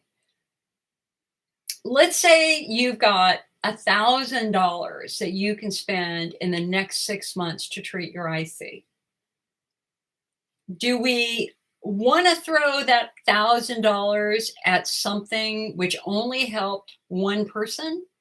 Or do we want to throw that $1,000 at treatments that we know have a high likelihood of helping? And so one of the reasons why we have guidelines in the first place is to rank it for you so that you don't throw your money at something which might not help. And it's kind of the same thing a lot of people ask about supplements, right? Or all these other things. And all the kind of crazy things like magnets and this and that you can find on the internet. Well, again, if you only have $1,000, and that's a lot, if you only have $100, are you going to throw $100 at one product that one person in a Facebook group recommended to you? Or are you going to put that $100 in a product that has research behind it that shows that a significant percentage of improvement? So ultimately, in the end, what these guidelines do say is, how is the patient presenting? Do you have direct, clear bladder symptoms? Yes, you have frequency, urgency, pressure, pain, but do you have pain as your bladder fills with urine that is relieved by urination? That's what we look for. If you have pain on bladder fill and you feel better after you pee, that's pointing to your bladder. So we want to do things that are going to potentially help your bladder more. But if you have pain after you're done peeing, or you can't start your urine stream right away, then I want to put that $100 into pelvic floor physical therapy, right? Because those are the symptoms consistent with pelvic floor. And if you have IC, IBS, vulvodynia, I want to put that $100 directed towards calming your nervous system down. Because the reality is if you focus on your bladder, we're going to miss the connection with the other conditions. Does that make sense? Kind of, sort of? Okay, now you guys, just so you know, on Facebook, I'm 40 minutes behind. I know there were questions asked that I have missed, and Facebook will not allow me to scroll back. I want you to ask them again, and don't take it personally if I've missed it. Just be the squeaky wheel and ask again. I got questions going on YouTube and Facebook. So let me go through Facebook, then I'm going to come back to YouTube, okay? So hold on a sec. Judy said, I had a biopsy and glommulations. They said I have IC. The glommulations have been thrown out. They have been thrown out as being meaningful in any sort of diagnostic way. Back 5, 10, 15, 20 years ago, everybody thought that glommulations were IC. But now we know that the glommulations are often a byproduct of stretching the bladder anyway. And you take a healthy woman or man, and you stretch their bladder, many of them are going to have petechial hemorrhage and glommulation. So that's no longer IC. Cricket says, I was diagnosed with IC, bladder pain syndrome, fibro. I've had Botox for the bladder, but insurance won't pay for it under IC. That helps a little bit, but at least I try to live. I haven't taken anything for the fibro. So Cricket, you need to go over to the Chronic Pain Research Alliance. Just Google Chronic Pain Research Alliance. That's a research team that's studying the fibro and the IC and the IBS. And you need to start reading that research, because we have to focus on your central nervous system. That's what's going to calm everything down. That and I've talked about this extensively. What brain studies have shown in patients who have IC, IBS, vulvodynia, if you've got 2 or more of these pain conditions, your diagnosis is chronic overlapping pain conditions or central sensitization. What that research shows is a nervous system that is stuck in fight or flight. It's not mental illness. Nobody's saying this is mental illness in any way, shape, or form. This is a central nervous system that has been traumatized. And for 80% of the kids, it's related to direct physical injury, a major injury, like if you were a gymnast or an ice skater and kept falling on your tailbone, or if you were hit by a car. We know that 14 days of pain will put your brain into a constant state of fight or flight. But we also know that 20 days of bullying and abuse will do exactly the same thing. And so that part of that brain that normally calms everything down and relaxes those muscles and relaxes your heart rate and relaxes your blood pressure is not turning on like it's supposed to turn on. So our treatment for that is to turn it back on. We have to turn off the fight or flight and turn on good, normal, healthy brain functioning. And it's remarkably easy to do. It's remarkably easy to do. Total happy ending there. I know it scares people when we start talking about brain function. That's okay. Total happy ending with those of us who have IC, IBS, and vulvodynia. I remember I'm in this group. Okay, I'm in this group. Peggy says, can microscopic blood in the urine also be coming from vaginal atrophy and not your bladder? No, because your bladder and your vagina are not connected. Unless there was a fistula of some type actually connecting the two, the answer would be no. But our challenge here is, well, let me take that back. No, you know what? I'm going to walk that back. Hold on a sec. If they're doing a catheterized, this is one of the advantages of using a catheter to collect a urine sample. If you're using a catheter to collect a urine sample, you're not risking any contamination from bleeding from the vagina. However, if you're peeing into a cup, you are potentially mixing the two. So I'll take that back. Understand too that when you've got vaginal atrophy, your skin has the potential of being injured more easily and bleeding more easily anyway, right? Because it's dry. Sue says, I think I'll just donate my body to science when I die. You know, I have my aunt and my uncle did donate their body to science. It's very, I mean, I've had a number of patients over the years call and ask if they could do that. And it's a remarkably generous thing to do. Remarkably generous thing to do. Tracy says, where do you get compounded estradiol from? A compounding pharmacy like the Women's International Pharmacy. Kayleen says, I'm thinking that too. I was also thinking about donating my uterus to science if I have a hysterectomy. I just wanted to see my uterus when they took it out. Oh, actually, I did. They gave me a picture of it. And Donna says her mom and dad donated their body to science. Oh, that's a hard decision. Hi, Ruth.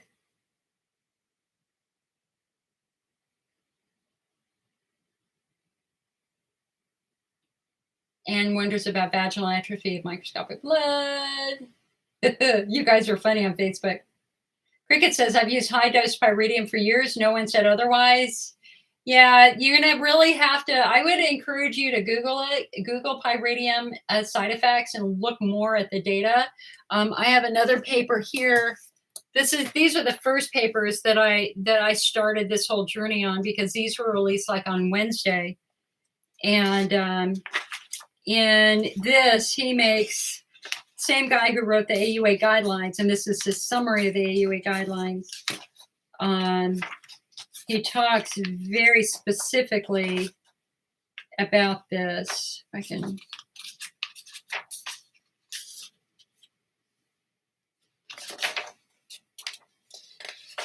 Here you go. Pyridium is intended for use only up to 2 days in conjunction with antibiotics when treating UTI. Data to inform duration of treatment specific to patients with IC are lacking. According to the manufacturers, it is contraindicated in patients with a glomerular filtration rate of less than 50 ml per minute. However, some up-to-date contributors would consider usage for 1 to 3 days. Long-term use of this drug is avoided as it has been associated with methemoglobinemia and other complications such as renal or liver dysfunction. And I will post the link to this one too. This is from the website Up to Date, and it is basically their summary of the AUA guideline. All right, let me come here to YouTube for a moment. Hello, you guys on YouTube. We have 2 different cameras. So if I'm looking there, that's it, YouTube. If I'm looking there, that's Facebook. But I have to look over here to see your questions because you're on a different computer. All right. So let me go back here to YouTube now. Wow, you guys have been busy. Holy moly.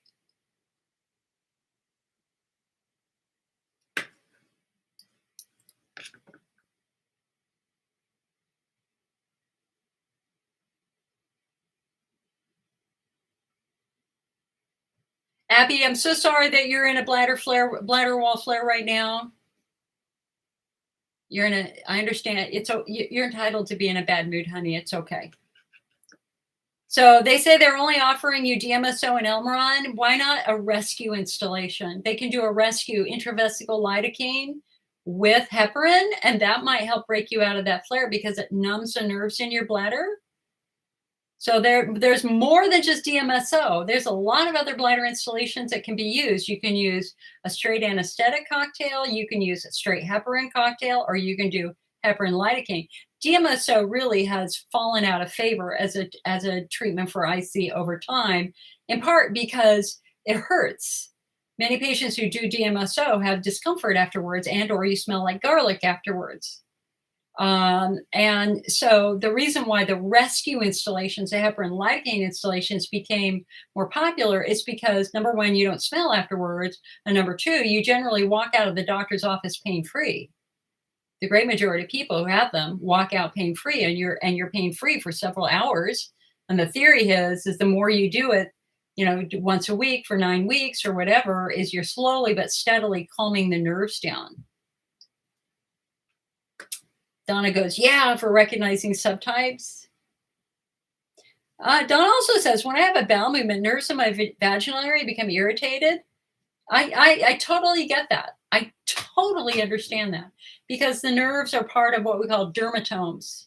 And so nerves in specific areas are actually connected at the same area in the spinal cord. So that doesn't come as a surprise at all, although there is a special dermatome for the rectum. Special dermatome, I think the rectum goes to S5 and the perineum goes to S4. But anyway, I can print out a picture of that if you want to see that. Do they mention next generation DNA testing? No, they do not. Oh, no, I take that back. Oh my God, we haven't even talked about the European guidelines yet. Wait. I think they did. Hold on. Did they?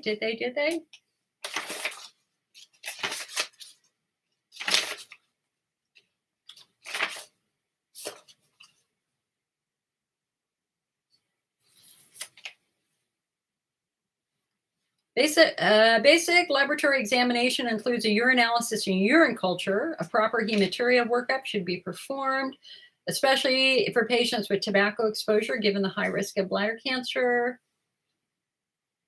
No, they did not recommend it specifically in the new guidelines, but I swear it was discussed somewhere else. All right.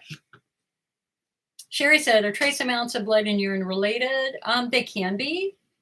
If you've got a wound in your bladder that's bleeding, yes, that would be more moderate. If you have bladder cancer, the odds are you would have significant blood in your urine. But trace amounts of blood in your urine are quite common, especially during flares. If you had coffee or soda and you're older of a certain age, the acid would potentially irritate your bladder and cause it to bleed a little bit. Cipriti says, you put your IC into remission by drinking fresh ginger root tea, hot or cold, for a week. At first it irritated my bladder and then the pain went away. I don't know how or why that would happen. But if it happened, power to you, girl. You say, I can't even have an in-office catheter because urethral pain is unbearable. I have to be put in twilight. So, sit pretty, why? So the question here is, why is your urethral pain unbearable? Is it unbearable because you're dry, that you have estrogen atrophy, or is it unbearable because you have tight pelvic floor muscles? Those are going to be the two things we're going to look at. If it's tight because of estrogen atrophy, then using a topical estrogen cream at the entrance to your urethra can be remarkably helpful. If it's tight because you have super tight pelvic floor muscles, then girl, you got to be in physical therapy, because physical therapy can cure that. Abby says, can bladder wall subtypes be cured? Depends upon what the subtype is. Listen, if you've got estrogen atrophy, we can't stop aging. We can't stop aging. We are getting older. As much as we don't want to, we are getting older. And so for women, as we get older, we lose estrogen. That's not a disease. There's no disease process happening. We're just getting drier. But we can be very proactive to try to keep that skin very healthy. And the way we do that is ideally with some topical estrogen cream. So we don't try to cure an injury. We try to heal an injury, right? Cure isn't the right word. Heal is the right word. We know with Hunner's lesions, and with a Hunner's lesion is treated, the pain resolves in like 86% of patients, up to 86% of patients. So that's healing, right?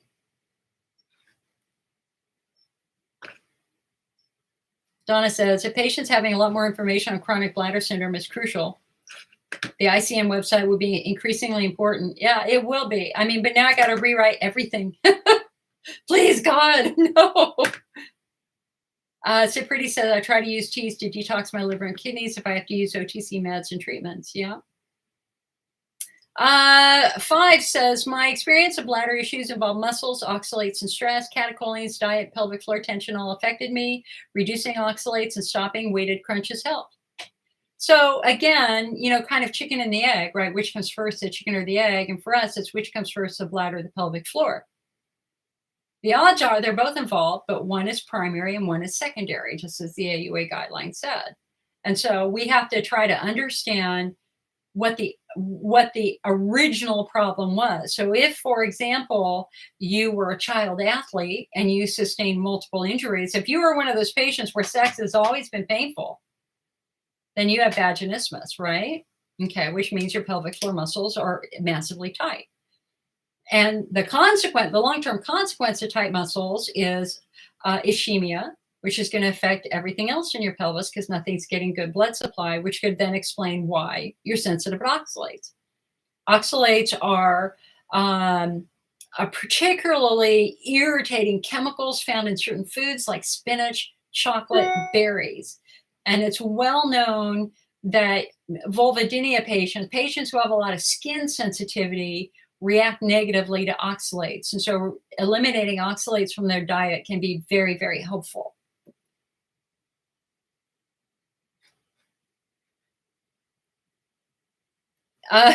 Wait, if diet is irritating and pelvic floor is tight, there may be pain. Yes, I would think so. Crunches with 45 pounds, 100 reps daily, plus oxalates equal bladder pain. Yeah. And in fact, that's why it's very important that you work with a pelvic floor physical therapist so that you're actually doing the right exercises for your specific muscle dysfunction, whatever that might be.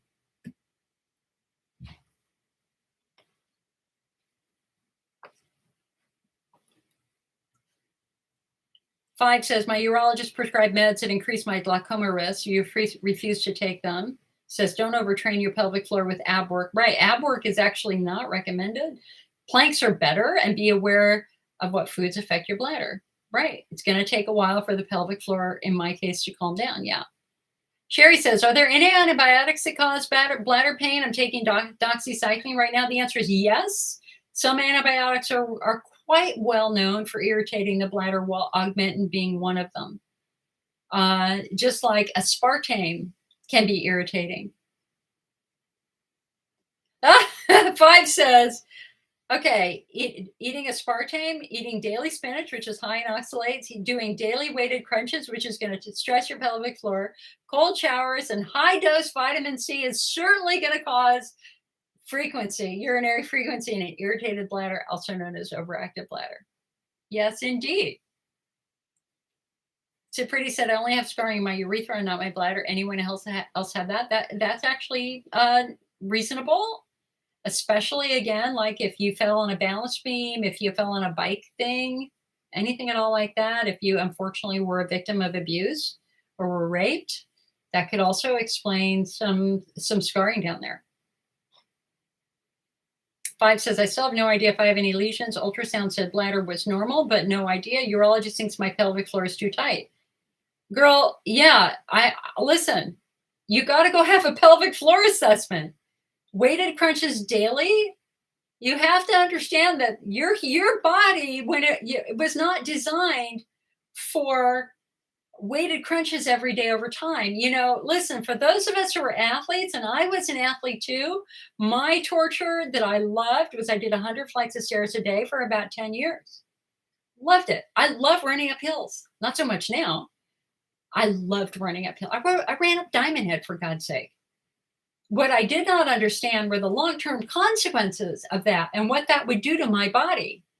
Specifically, that I have no fat pads on my feet anymore. And it contributed to my pelvic floor. So you have to understand that there is a toll to be taken if you do things over time.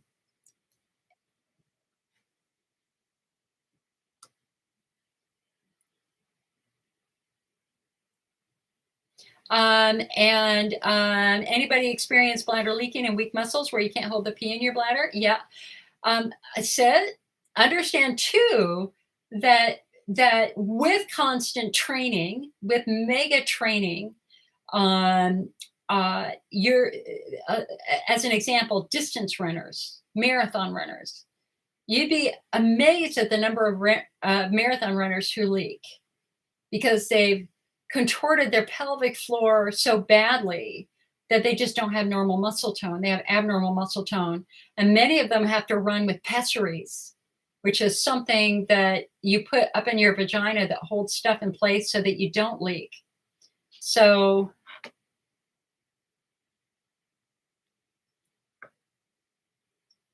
I think it's going to be really important for you to work with a really good pelvic floor therapist to make sure that you're not contributing to this and making this worse. All right, I'm going to come back.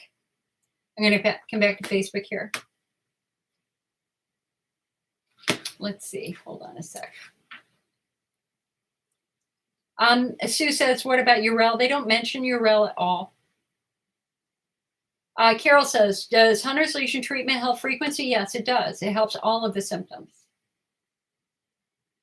Lee says, what do you know about vaccination for chronic UTI? It's getting very, very exciting that we now have multiple studies and multiple vaccines that some of them actually are deactivated E. coli with a couple of other bacteria that they're using as a vaccination, and then others are kind of variations of that. I just did a big article of that on our website and in our magazine like 3 months ago. So we're very, very excited about vaccination for chronic UTI. The drug companies are going to hate it. They make a ton of money on antibiotics. But if there's any way that we can do a vaccination to prevent chronic UTI, that would be absolutely incredible. Peggy says, has anybody with IC tried solotherapy? A few people have. We don't have good data. I just put a link on it on our website and through our Twitter page, a blog we wrote on it, an article we wrote on it last year. Elizabeth says, are pelvic floor physical therapy and exercises at home beneficial to IC? Absolutely. If you have pelvic floor tension, you have to work on those muscles. You have to work on those muscles. John says, are any of the laser therapies helpful for pelvic pain?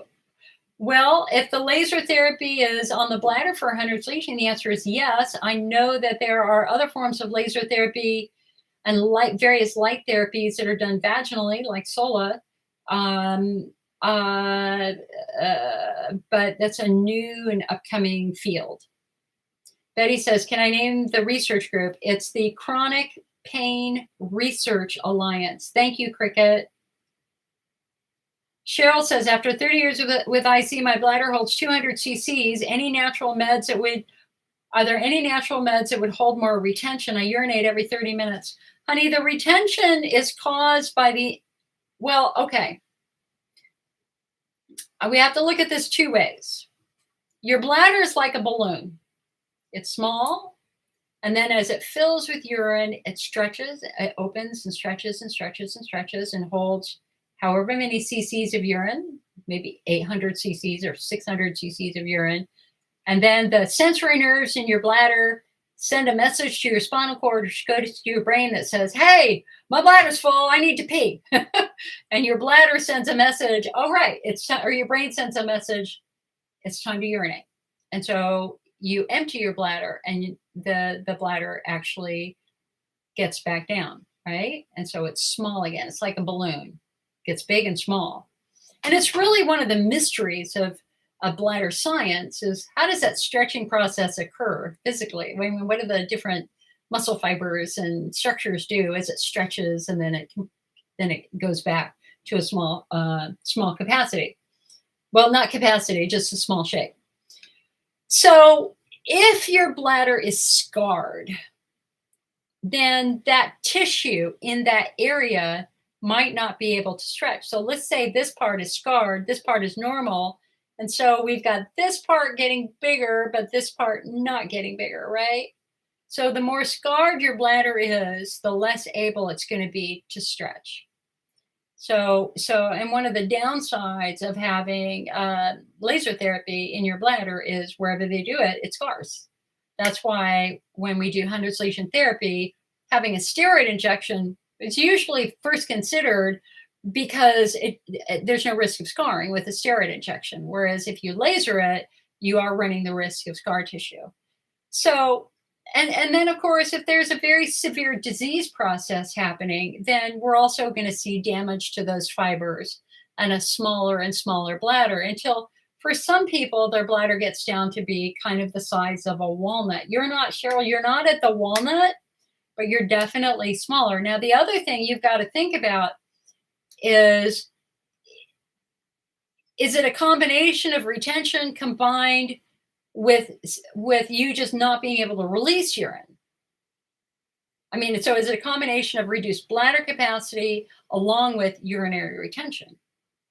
So if you're unable to let it go because you have certain type muscles, then we want to make sure that we're focusing on the muscles. There can be a nerve issue going on there too. So is there a natural medicine that is going to get rid of scar tissue? No. Is there a natural medicine that is going to help you release urine? I'm sure there are a lot of companies who would like to make a lot of statements that their product does that. I think in the end, what natural medicine can do is at least calm and soothe the tissue and or give you a little bit more of a protective coating in your bladder so that it's not getting so irritated. So, for example, if you are an estrogen atrophy patient and your bladder wall is thin because of the loss of estrogen, you want to look potentially at doing a product that contains chondroitin, because chondroitin is a building block of the bladder wall and is believed to provide a coating effect. And so we have research that shows that chondroitin is the most important ingredient that will help restore the superficial integrity of the bladder wall when done in an installation, which they don't mention in the guidelines, probably because that was just one study. But that said, we always look first for supplements that contain chondroitin, the Bladder Rest, Bladder Builder, Cystomen, Cystoprotect. Those are the top 4. And then a lot of people say, well, what about aloe? Well, aloe can be very soothing. And so aloe, we had a young boy who had a very irritated urethra, and his mom gave him George's apple drink, and it helped him. So aloe has the potential of being quite soothing. I like to see research that shows that aloe can provide what we call a durable coating effect. It might temporarily coat the bladder, but you're going to pee it out, and that's pretty much true with everything anyway. But anyway, I look to the chondroitin-based supplements first. In my opinion, those are the ones to look at. Cricket says, I've taken Valium suppositories. Has anybody else used those? Very commonly used, Cricket.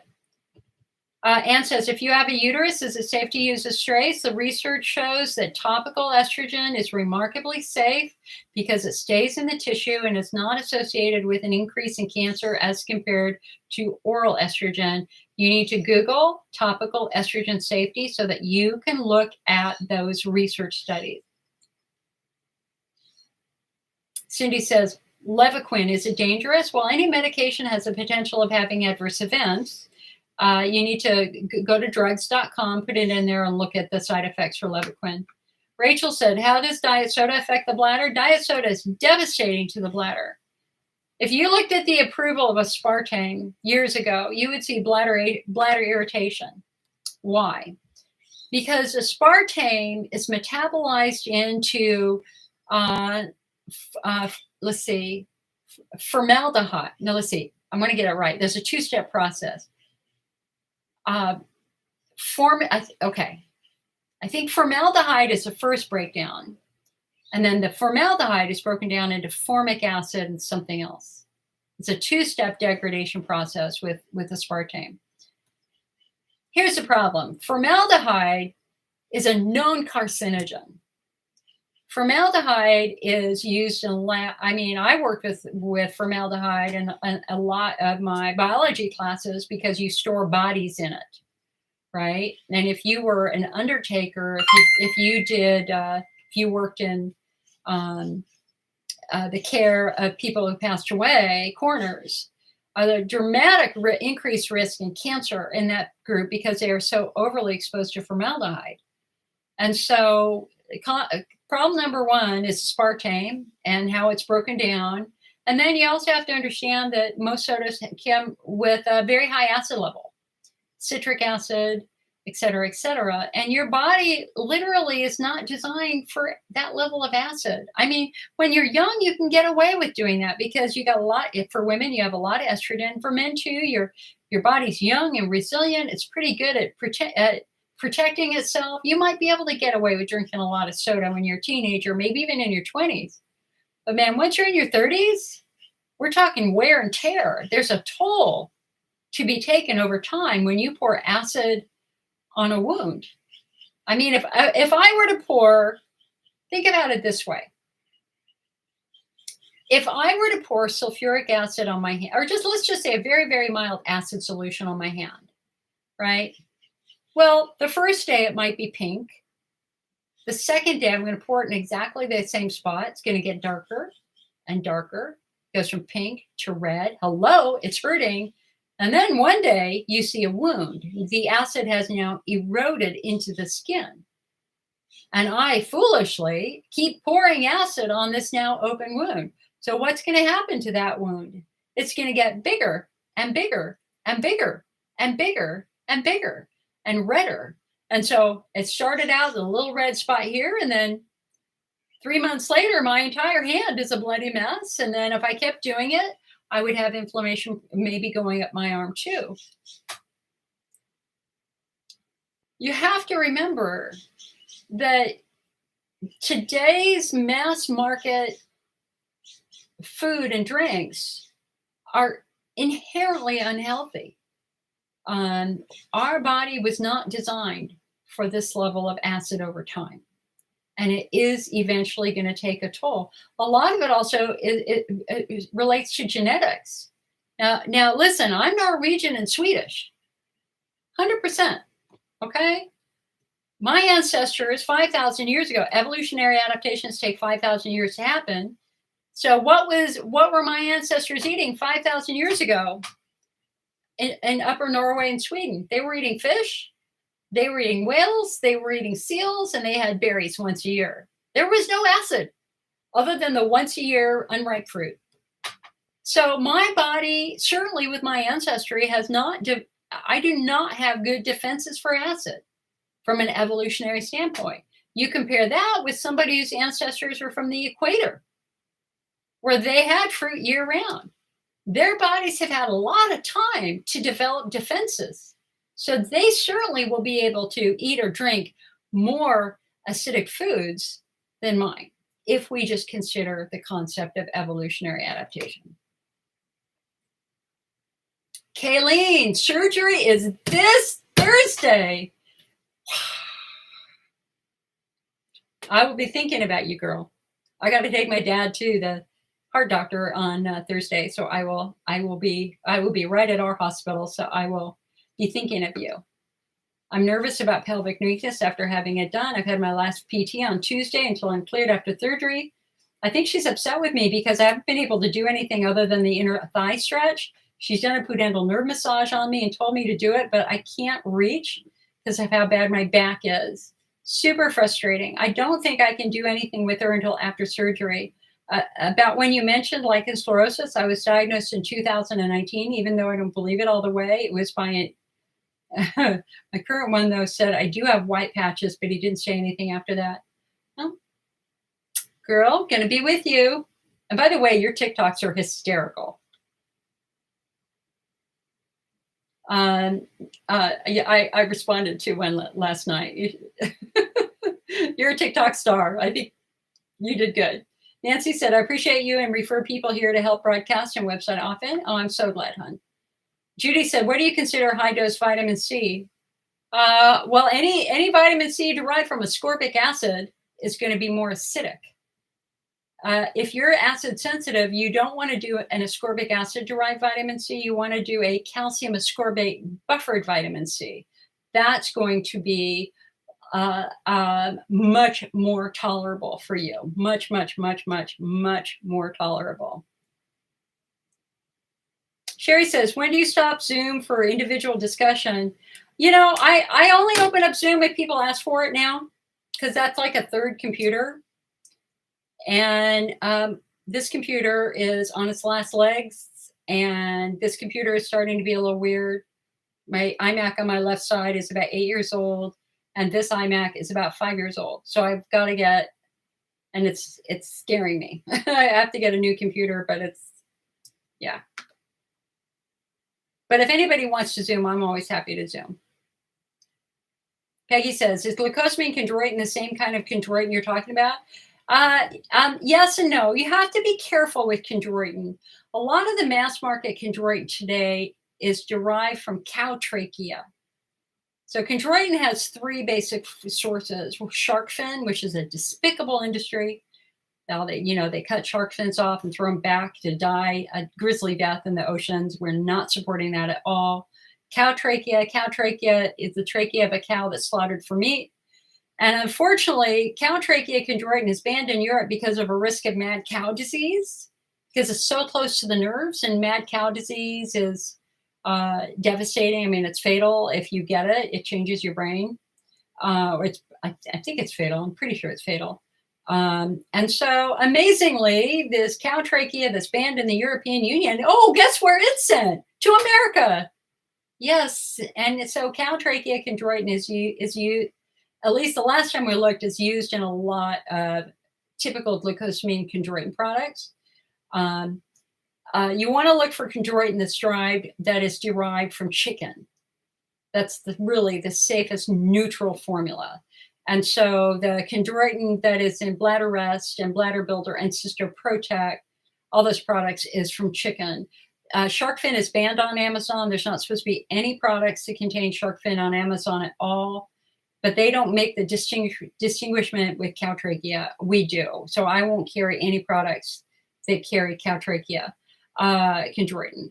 Amy says, hi, Jill, I bought some Allopath and I really like it. Thanks for the suggestion. You're amazing. I'm not sure where I'd be in this journey. Amy, I'm so glad that it's helping. I'm so glad. Let's go back to YouTube here.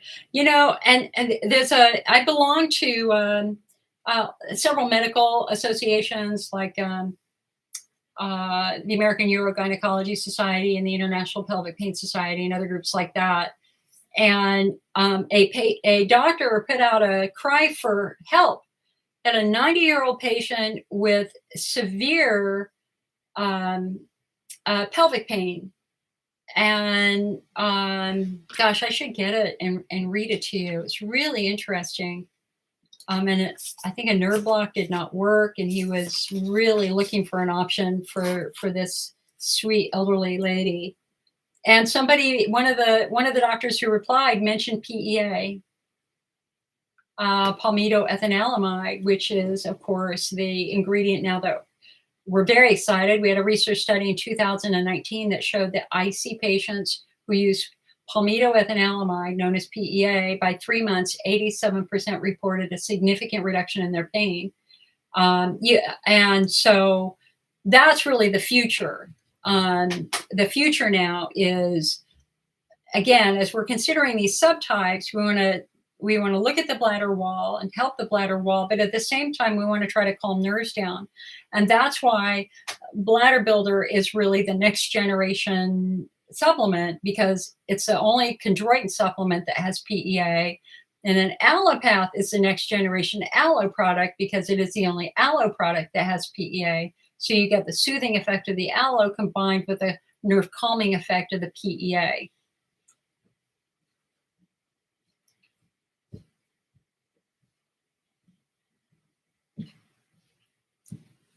Five says, I watch my vitamin C intake, collagen diet, core tightness. I just do heavy lifts for core, no ab work, squats, deadlifts.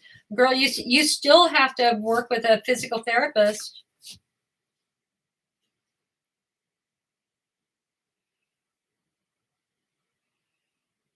They have the exact same password, and it's written in the book. This is the password.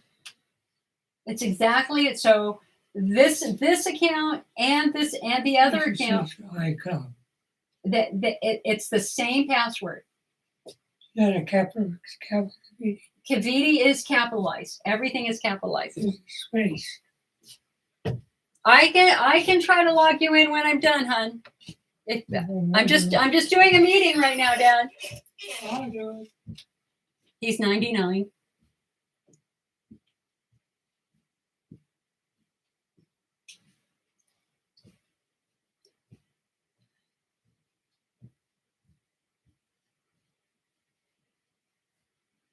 Five says, I do 4-minute Kegels, but you drop the ad work. Yeah, I know. But remember, this is exactly why you have to work with a physical therapist.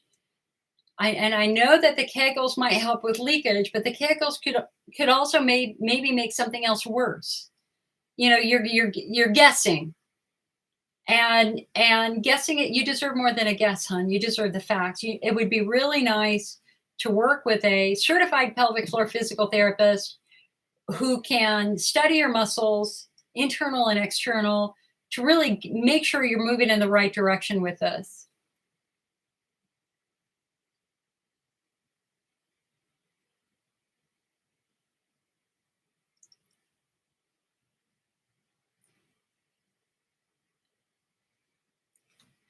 There's a lot of information.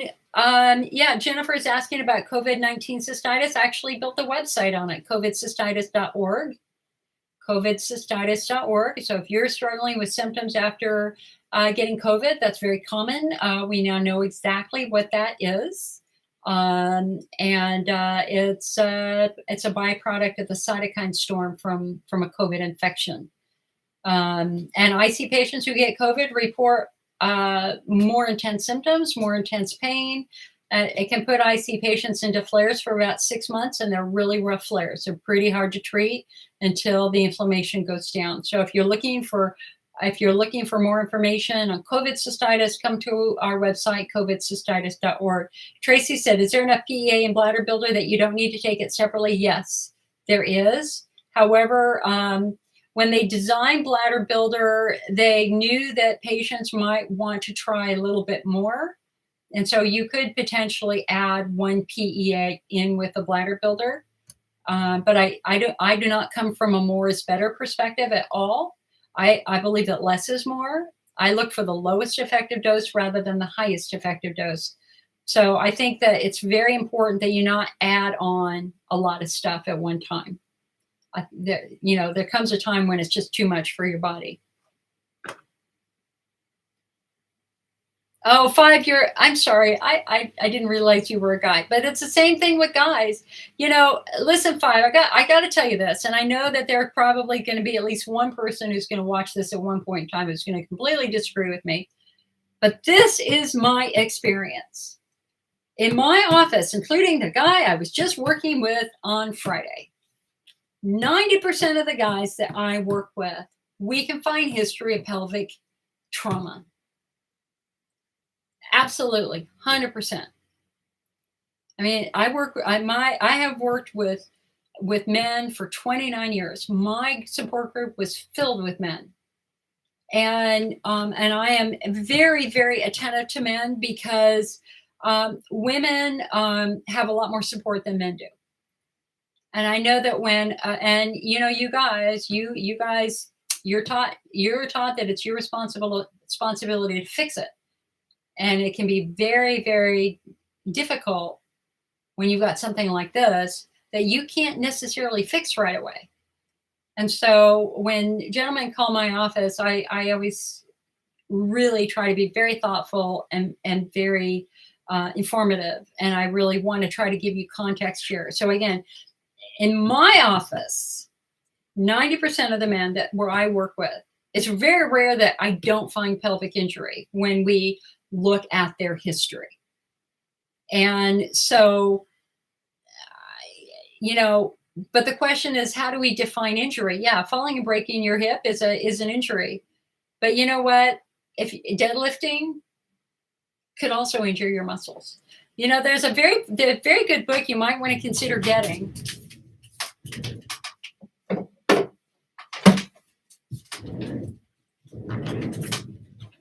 It is called, Breaking Through Chronic Pelvic Pain. Breaking Through Chronic Pelvic Pain. It is the book for all things muscle bone. And it is the book for athletes. And I am an athlete. Or I was an athlete. Now I am still an athlete. I'm just a different kind of athlete. The cool thing about this book is it's written for men and women. It has diagrams for male anatomy and female anatomy. And it really walks you through cause and effect. Like, for example, one of the things that Dr. Weiss, who wrote this book, really focuses on is the presence of trigger points. So here is a trigger point. And as he says in this book, as long as there is a trigger point in this muscle will never be healthy. Because as you look at what this trigger point does, look at what it does to blood supply. It immediately restricts blood supply to the area. And it restricts blood supply to the muscles, but it also restricts blood supply for the nerves. And that's what we call ischemia. And so our therapeutic priority here is to try to eliminate any and all trigger points. And so the challenge with lifting, especially large amount or large weights or heavy weights, is that you are running the risk of muscle injury with that. I would really encourage you, listen, this is the perfect book for athletes so that you can, like, as you read this book, I want you to think about your workout, and I want you to think about what your workout is doing or influencing different structures in your pelvis so that you can really understand cause and effect. One of the things that Dr. Weiss really focused on, and God, we haven't even talked about our European guidelines yet, dang it. One of the things that fascinated Dr. Weiss, he became, so urologists who saw that IC therapies didn't work for the vast majority of patients that you gave them to. He also saw muscle tension, so he became a muscle expert. And a very humble guy, got a lot of different training trying to understand the different influences on the bladder, et cetera. And he became a master at muscles. In fact, the guy I was working with on Friday actually had seen him, and he had diagnosed him with severe muscle dysfunction, which is amazing. So if you walked into Dr. Weiss's clinic with tight muscles, not only would he identify them correctly, but his technique was superb. The odds are you would walk out with normal muscle tone. He became a master at working with trigger points. But what baffled him is, why did it come back? For some patients, it never came back. For others, the trigger point came back in exactly the same spot. And that was fascinating to him. It's like, wait, when you walked him out of my office, it was gone. It's back 2 weeks later. Why? Why would it come back? And the answer comes back to bones. What puts long-term pressure on muscles but bones? So that's when he started looking at bony structure abnormalities. Do we have a bad hip? Do we have a bad SI joint? Do we have a broken tailbone? Do we have a bad knee? Are you limping? Are you pigeon-toed? Are you duck-footed? Do you have one leg longer than the other? But what he found, the final piece of the puzzle for these patients with long-term chronic muscle tension, was how they walked, that they had a foot problem. So if you have a history of plantar fasciitis, shin splints, Morton's toe, Morton's neuroma, that tells us, or you have an ankle that's rolling inward as compared to rolling outward, so God forbid you have a very mild ankle that's rolling inward and you're a runner. What is that going to do to your pelvic floor over time? And he has a great picture in here. Here is the picture. So let's say, so this is the healthy ankle, the healthy foot, right? And you notice with this one, the weight is distributed almost straight up vertically, right? That's healthy. But if you have an ankle that's rolling inwards, look at what's immediately happening. The lower leg is now at an angle. And then we get here to the femur, and it's skewed to the side. And what is that doing? That is stretching the pelvic floor on this side. You can see that this muscle is longer than this muscle, all from a rolling ankle. So anyway, hey, so let's talk about these, and of course it just got wet. So the other thing that happened today is the European Association of Urology released their own chronic pelvic pain guidelines. Oh, and it is interesting. It's very, very interesting. So chronic pelvic pain conditions can be subdivided into pain syndromes like chronic primary pain that have no obvious cause and effect, and non-pain syndromes, chronic secondary pain like infection, etc. And they differentiate between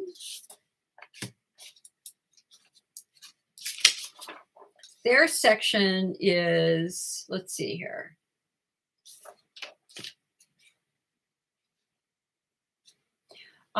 Okay, so the European Association of Urology is absolutely embracing phenotyping / subtyping. Has to be done. Not everybody's the same. And they really like the U-point system, which was a system originally created for interstitial cystitis, in which you ask urologists to address what does the bladder look like? Is there any presence of infection? Are there any neurological conditions? How are the muscles? Are there any, is there any catastrophizing going on that would help us see if there's some central sensitization going on? And so they want patients to be evaluated using U-point, which I thought was very cool. And I will do an article on this one too, but there was something in here. So under urological pain syndromes, there's one called primary prostate pain syndrome. Refers to persistent and episodic pain perceived to be in the prostate for greater or equal to 3 months with no proven infection. Now, of course, there are a lot of urologists who believe that's probably being driven by an underlying muscle problem.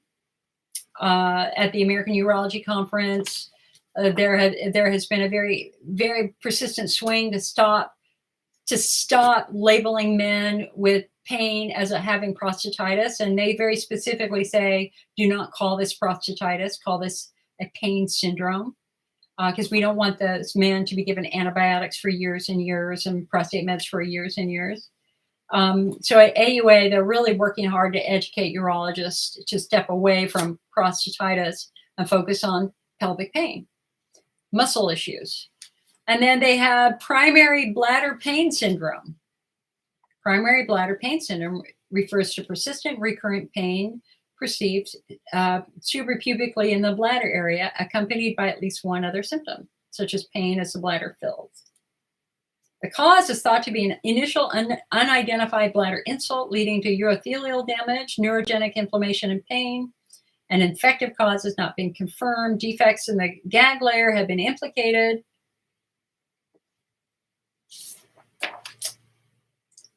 Yeah. And then they have primary scrotal pain and primary urethral pain.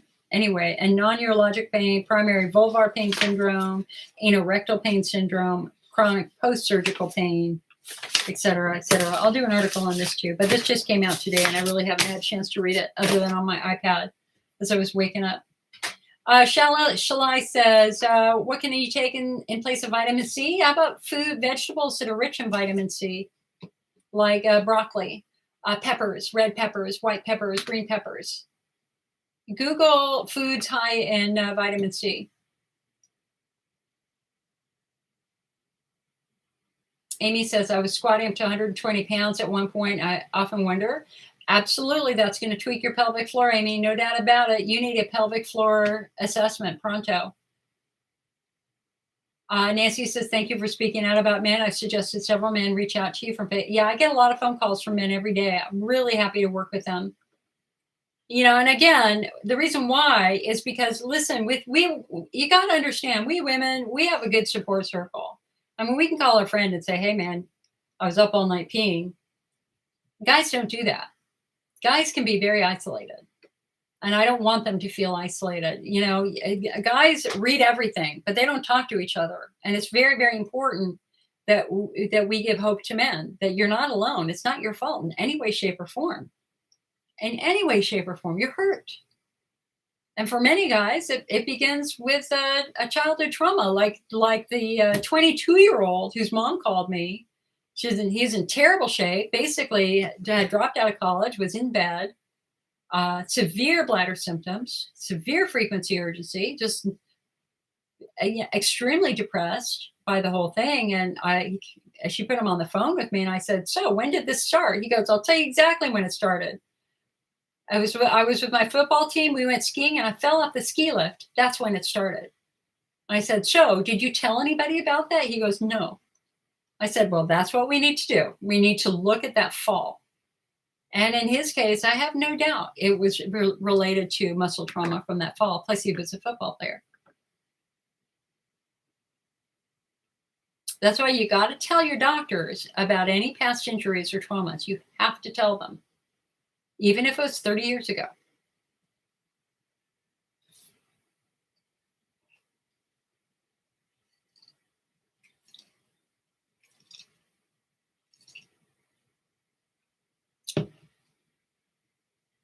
Five says takes glucosamine, chondroitin, plus collagen. I just bought some collagen. I haven't taken it yet. Sherry says I can't drink aloe. It burns. You got to look at the ingredients, hon. The aloe drinks are often stabilized with citric acid. I mean, look at George's aloe. That would be the only aloe drink that comes with a pretty good track record overall. 5 says cranberry is supposed to feel good for the bladder and it hurt. Yeah, cranberry is devastating to the bladder. We call it the acid bomb. Does aloe burn if the muscles are tight? Cinnamon used to burn with less pelvic floor tightness. It doesn't burn anymore. Well, see, you have to focus on ischemia, honey. That when you've got tight muscles, you're in oxygen deprivation. Those tight muscles are restricting your blood from circulating. And if you deprive the bladder of good oxygenation and good nutrition, is it going to be healthy? No, it's not. It's not going to be healthy.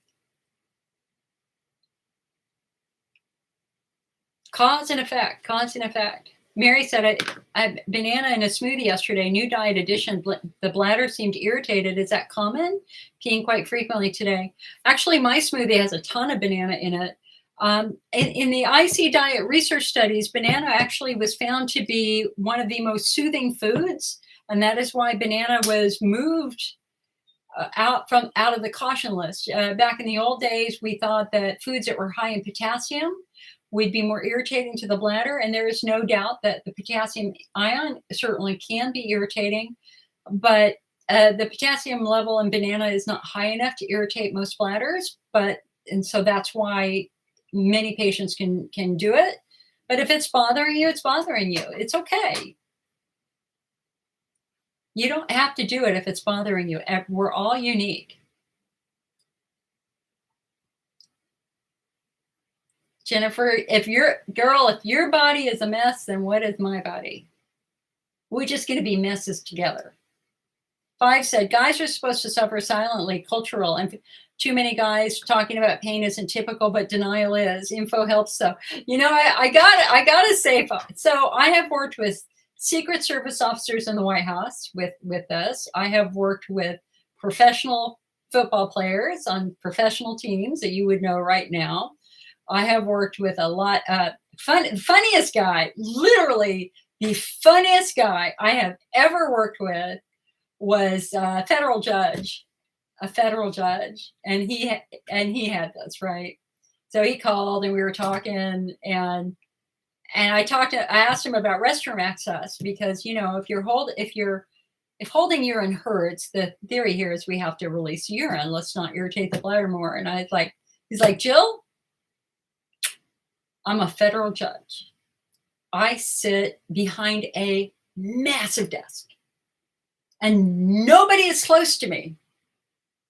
The defendant and the prosecution is like 25 feet away. He goes, I can do anything I need to do behind this desk, including pee, which he did. I laughed so hard. He was such a nice man.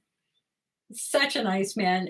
But Broadway actors, a lot of athletes, active duty military, a lot of paratroopers, just, it's real. Injury happens. And sometimes it's not a big injury. Sometimes it's little injuries over time. And you get you get one trigger point, then you get another trigger point, then you get another trigger point, you get another trigger point, but they're latent trigger points. You don't feel them. And then finally, the littlest thing, like you stumbling off of a curb, that's that last event that turns all the trigger points on, that makes your pelvic floor go crazy. So it's a series of little traumas. There was a research study published years ago in the Journal of the American Medical Association that said that if you as a kid jammed your crotch once on the bar of your bicycle, that by the time you'd be in your 30s, 40s, you would have frequency or urgency from that original injury, because of the legacy of that injury, that muscle injury, that tension over time, and what happens with that tension if it's ignored, and the toll that takes on the tissue.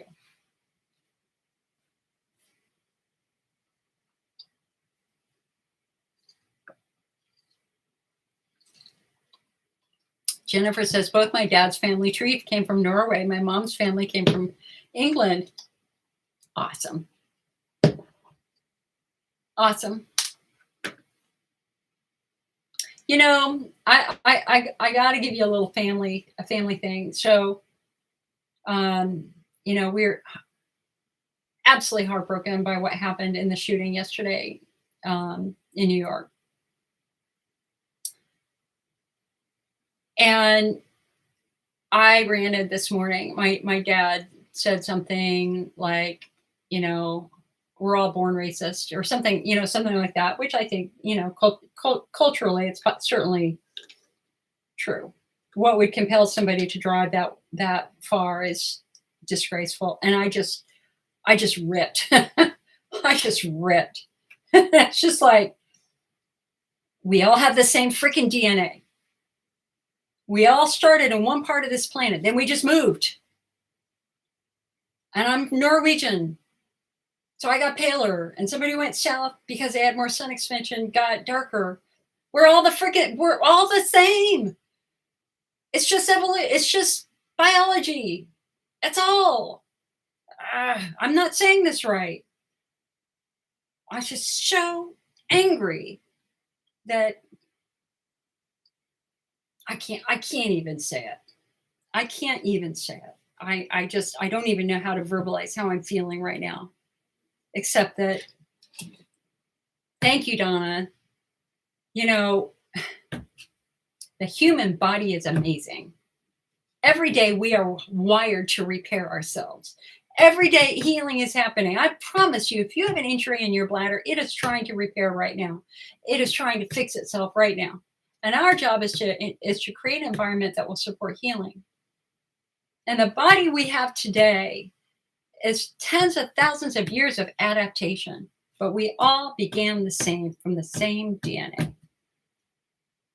5 says, in the heart cath lab where I work, lack of blood in the heart results in less oxygen, which is ischemia. In my case, constriction in the pelvis causes lack of blood flow, ischemia. Perfect explanation. Thank you. Sorry, I didn't mean to go off on that tangent, but enough.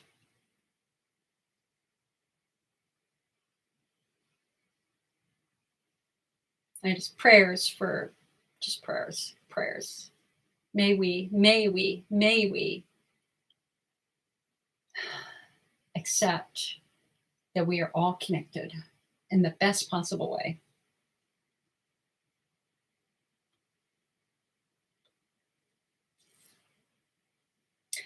So Bethany says, bananas bother me if they're not fully ripe. That's funny because actually I like slightly green bananas. They taste better.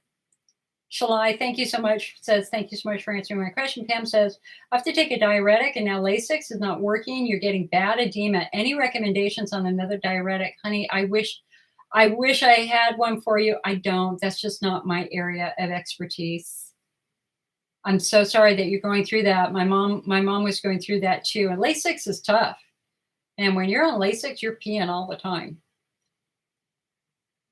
Lisa says, can I take these products if I have non-alcoholic liver disease? I don't want to hurt one thing while I'm helping my IC. You know, Lisa, so fatty liver is fascinating. Fatty liver disease, if that's what you have, you know, there's an assumption that that anybody who has this type of liver disease, that they're alcoholics. Well, no, they're not alcoholic. My aunt had terrible fatty liver disease. She never drank. And this runs in my family. So I've got direct family members right now who have exactly what you are going through.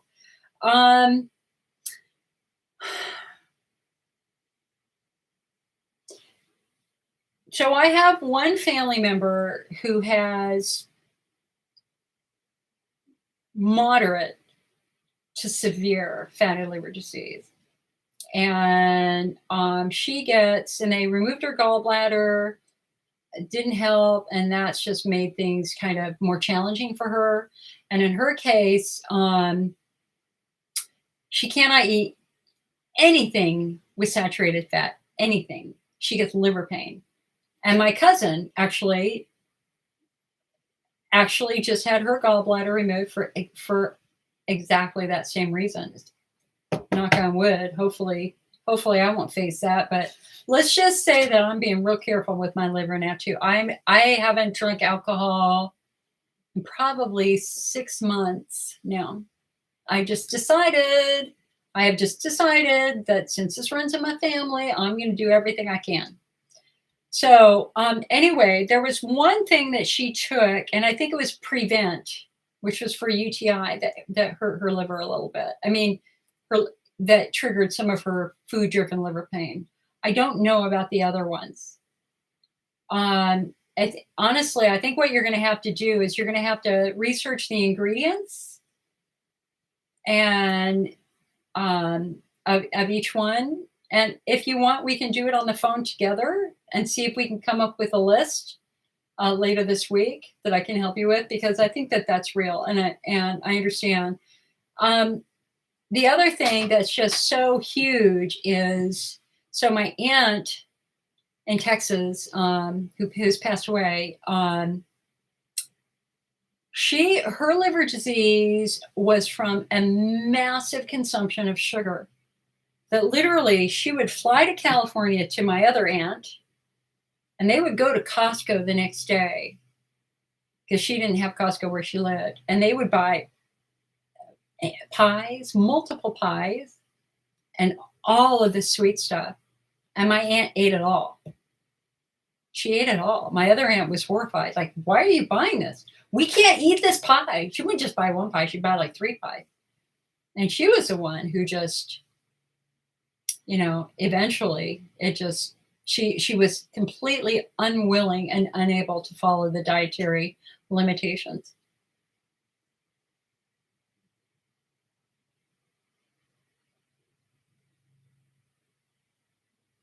Jennifer says, the song Let There Be Peace on Earth is running through my mind due to all these crazy shootings. I know. It's not just that. It's just the racism and it's just the, I don't understand. I don't understand how some people think they're better than other people. Like, I remember when I was a teenager and I was working at a part-time job, and I was outside talking with the owner, and this lady came up and yelled in my face, "You are the spawn of Satan. You are the daughter of Satan. You will die." Like literally that happened. And it was because I had red hair. And the owner I was looking at the owner was looking at me. I was like, what the hell? Red hair is just a double recessive gene. It just means that both sides of my family had somebody who had blonde red hair. I'm not the spawn of Satan because I have red hair. Okay, you're right. You're right. And I just think that people who think that they can tell other people how to live, it's just wrong. My way of living is not, I should not be able to force the way I live on other people. I have, do not even get me started on the discrimination that my gay friends and my trans friends have faced. Listen, we are entitled to live our lives. And as long as we're not hurting others, who am I to judge? Who am I to judge? Who am I to judge? Literally, my best friend and one of my best friends in school turned out to be a lesbian. I love her. I love her. I will never not love her. She was a dear, dear friend. And even though we're far away from each other now, I don't think worse of her. I also had a friend who was badly, badly raped, brutalized. And she just couldn't, and so she could not be with men. It is what it is. So no judgment. Let's just let people live their lives, for God's sake. Sorry, I don't mean to be political, and I apologize if I've offended people. I apologize. Yeah. It's a very weird time. May we all operate with peace in our hearts on a daily basis, and may we understand that we each face challenges, we each have injuries, we each have history, we each have moments when we've been victimized for one reason or another. In my generation, because I'm older now, you got to understand, the vast majority of my girlfriends were raped. It was that common. I was rescued from a rapist when I was 19 years old in Wallingford, Connecticut. It was common for us back then. And we had to stand up tall and stop this. It is not my right to tell somebody else how to live. If you're hurting me, that's another story. If you're hurting my family, it's another story. But you have the right to live the life that you were born to live. And I have no place to judge it. But if you come to my house and you start yelling at me because I have red hair, it's going to be a whole nother story. Right?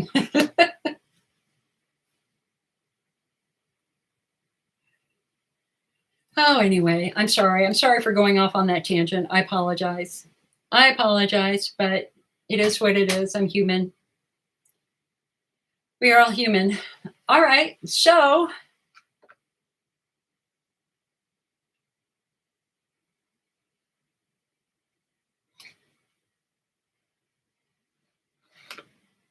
Facebook, are you guys, can I get a couple of test messages in Facebook? Because it looks like the feed stopped. Are you still there? Kay says, keep it real, Jill. We try. Facebook, can I get a couple of hell yeahs or something in the comments there? Or you could feel free to tell me I'm nuts. You have the right. Bethany says, I take 5 milligrams of Flexeril at night and it helps me have very little discomfort all day with my bladder and pelvic. Yes, honey, I do the same thing. Flexeril, I love Flexeril.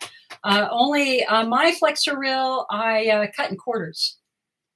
I have a 25 milligram capsule, a pill that I cut in quarters. But 5 milligrams at night, reasonable. I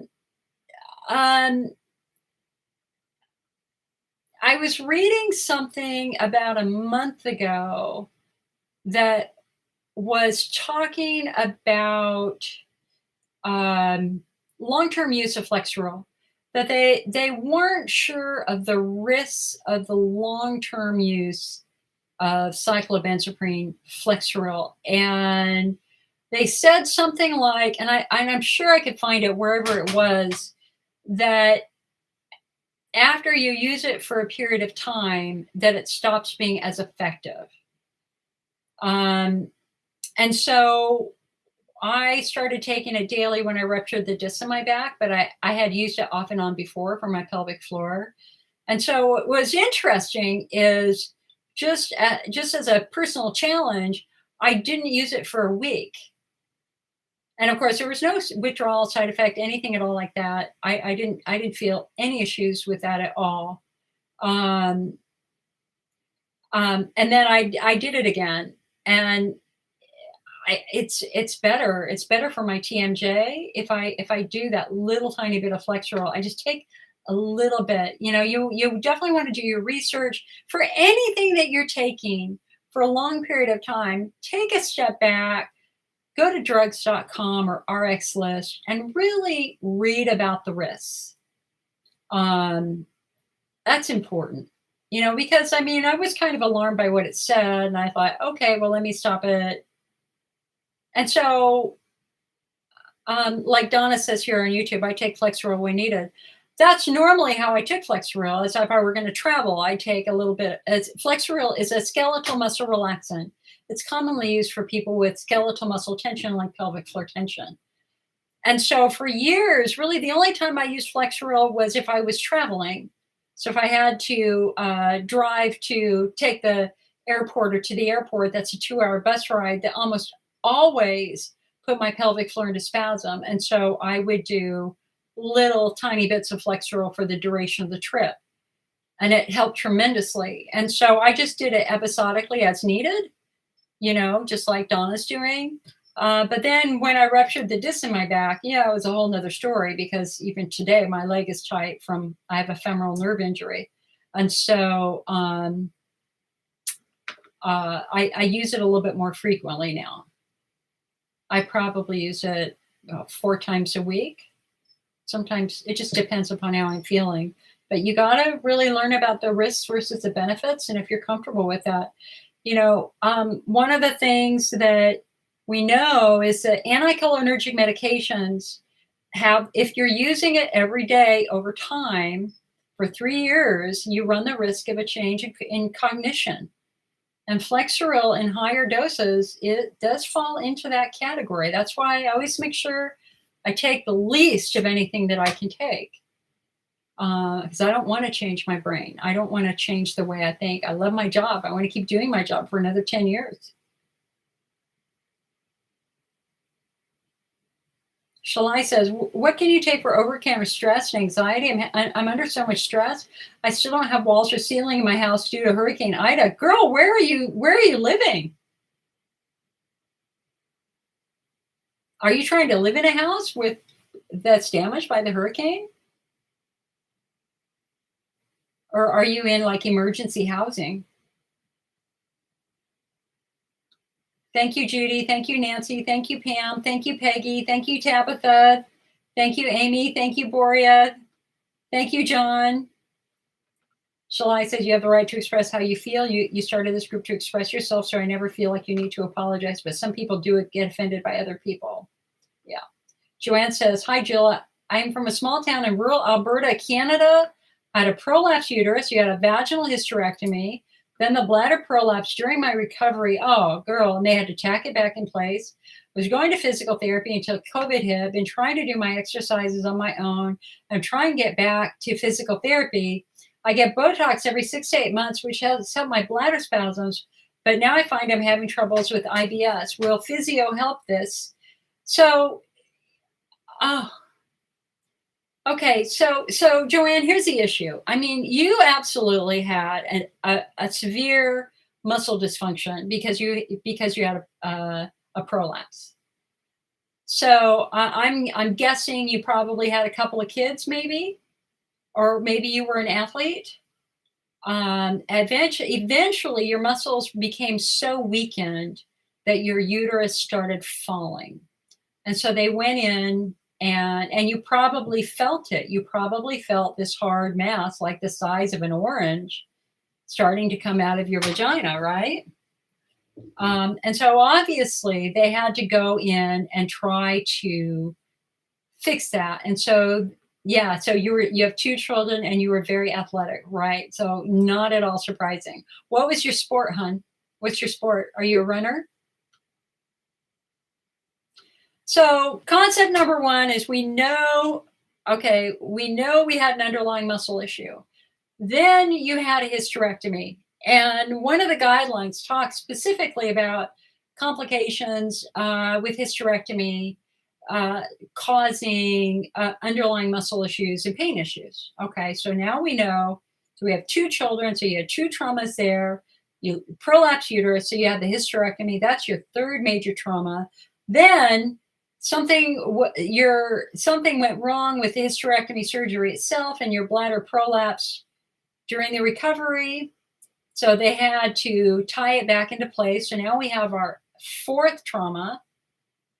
You were able to go to physical therapy until COVID hit.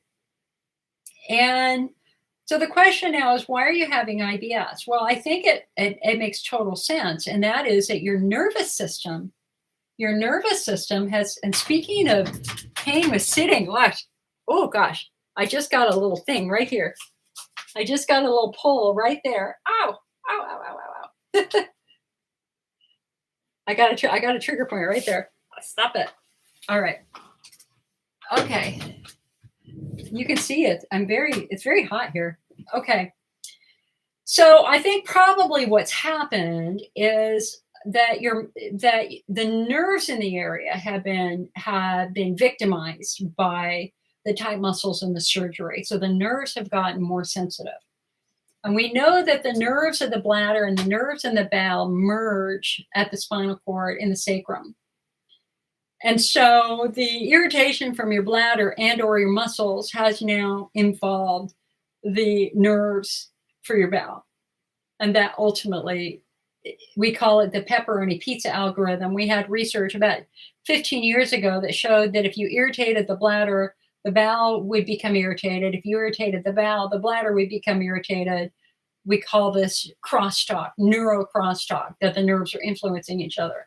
So number 1, it's not a separate disease in that sense. It's not like you miraculously came down with this weird and odd bowel disease. The connection, in all likelihood, is just a neurological connection. There's a really good website called Help for IBS, helpforibs.com. We got started at the same. There were three patients who built big online communities. The hysterectomy website run by Kathy called Hyster Sisters. me with the IC network, and then Heather Van Voris built Help for IBS, and we all went in different directions. Heather created her product line, which is our IBS products, the acacia fiber, they're incredibly good. And Kathy, who did the hysterectomy website, she ended up putting all of her money really into building this really, really high-tech online community. And I went down the middle. I wanted to help the patients, but I also wanted to help researchers. And so anyway, go over to helpforibs.com and take a look at her educational materials. She talks specifically about how the nerves in your bowel become more sensitive. And thus, it's very important when you're eating your meal that you not start a meal with a food that we know triggers nerves. Like, for example, salad. That when you've got irritable bowel syndrome, which we could also maybe even call a variation of small fiber polyneuropathy, which means the nerves in the bowel have become very, very sensitive, just like the nerves in the bladder are sensitive.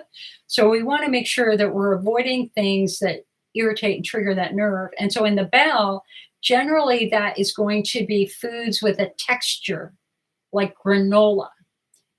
Man, listen, eating granola is great unless you have IBS, because as that hard roughage comes through, it triggers the nerve. So yes, you're going to have a big bowel movement, but it's going to be really uncomfortable as it works its way through. We do better not with rough textures. We need smooth, soluble fibers, acacia fiber, right? That's the one that we do. So one of the things she talks about, kind of the kiss of death for people with IBS, sometimes is starting a meal with a green salad. And I had IBS, mega IBS in my 20s. I can't tell you the number of times I had IBS flares after eating a salad. And I never understood why. And including on dates, it was terrible. Go out to dinner, eat a salad, have to run home with diarrhea. Thank you, Jesus. Anyway, what she explains is that lettuce has rough edges. Yes, it feels smooth, but in the bowel, it's actually rough. And so if you're going to eat a green salad with lettuce or kale, don't eat it at the beginning of the meal, eat it at the end of the meal. The first thing that goes into your mouth for your meals should be something that is calming and soothing and gentle. And so having a piece of bread, even white bread or sourdough bread, something like that, it's not going to provoke that tactile irritation of that skin. Now, there's pros and cons on breads and gluten-free and all that sort of stuff. But Help for IBS has really good. I mean, it's tremendously helpful for me. I don't have IBS anymore. I have not had an IBS flare since 2006. When she came on the IC network and she gave a lecture about this, and I followed her guidelines.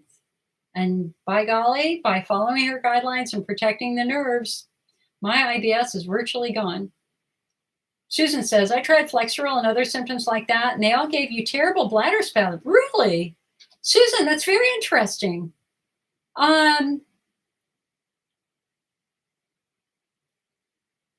So the bladder is composed of smooth muscle. The pelvic floor is composed of skeletal muscle. So they have distinctly different medications. Smooth muscle relaxants are going to be ditropan, Detrol, the overactive bladder meds. Skeletal muscle relaxants are going to be Flexeril, Valium, or baclofen. And baclofen is the non-sedating skeletal muscle relaxant that you can drive with. Flexeril and Valium, they have the potential to be sedating. So you can't take those and go to work. You can't take those and drive to school. You have to make sure you're using the right one, a non-sedating one, like baclofen, B as in boy, ACLOFEN.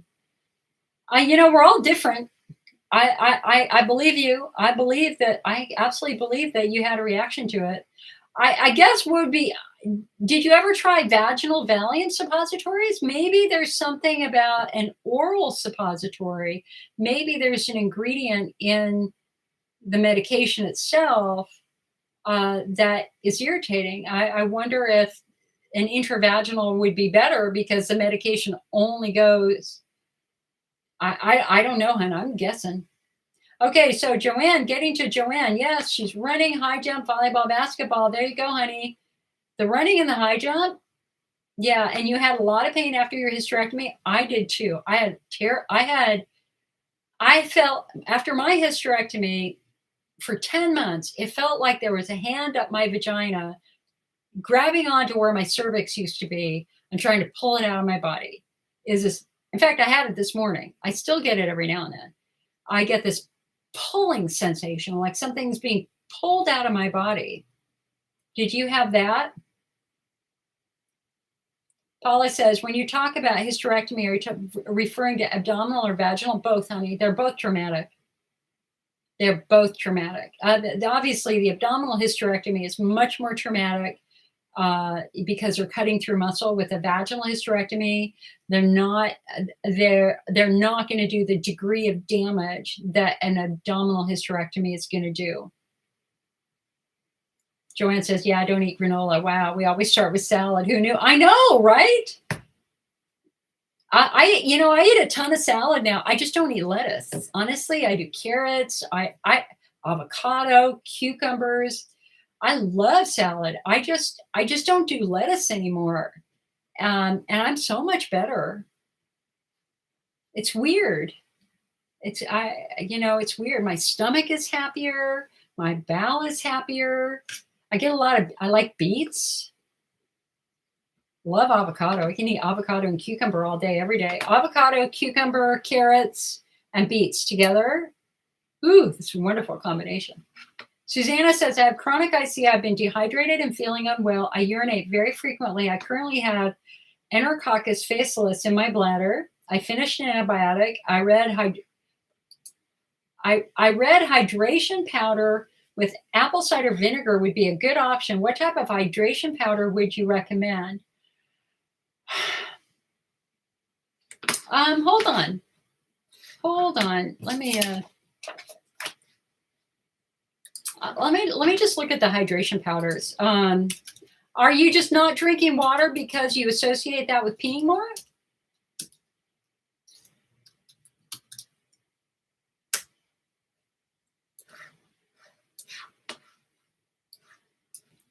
All right, wait a second here. Hold on. So, Susanna,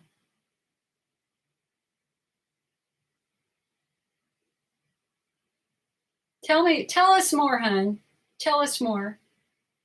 Sherry says she takes a muscle relaxer, tizanidine. Joanne says, yes, it felt like a knife being screwed up around my vagina. Yes, exactly. That's a levator anispasm. All right, Susan had the vaginal and she was allergic to everything they tried. Crap. Susanna says, okay, you drink water every day, but how much water are you drinking, hon? John says, will taking muscle relaxers eventually help reduce natural high muscle tone? I don't know. I mean, we have to understand, what is natural high muscle tone? Are your muscles tight because your bones are funky? Is that natural high muscle tone? I don't know. Again, Dr. Weiss talks about wear and tear injuries in this book. Again, my favorite book of all. My favorite book of all, Breaking Through Chronic Pelvic Pain by Dr. Jerome Weiss.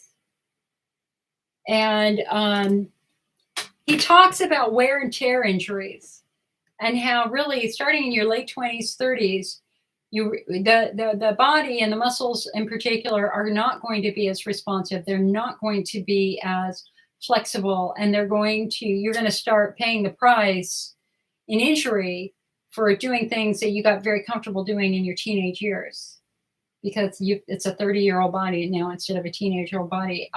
That's a great question. I'm not sure. Jennifer says, how about Gatorade? I drink light blue, strawberry, and grape flavors of Gatorade. You know, I love Gatorade. If I'm feeling at all dehydrated, I go right to the Gatorade. I do the green Gatorade. Flavors don't matter, guys. It's color. It's a red, green, yellow, blue, whatever.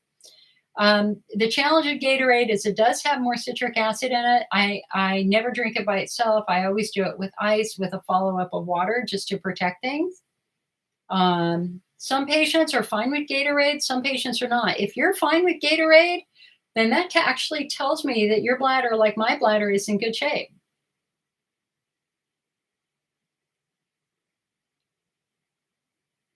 You know, if you're food sensitive, guys, you know, how do we know that the bladder is part of the problem?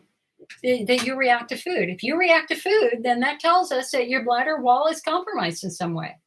If you don't react to Gatorade, then that tells me that your bladder's probably in pretty good shape. It's the people who, they're like, I love Coke. I'm going to have my Coke. And I feel fine, even if I'm peeing 5 times a night. You know, there's this is a wee bit of denial going on in those.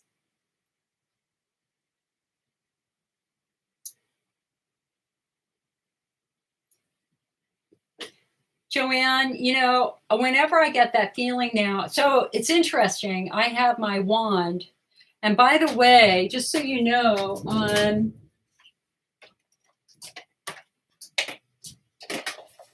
these are the wands that we unfortunately used to sell in the IC Network store. We only have a couple left. We are discontinuing them because the company was sold. The company was sold to another company, and we just didn't sell enough of these to really make it worth continuing to carry. Unfortunately, you know, I have to make a business decision too.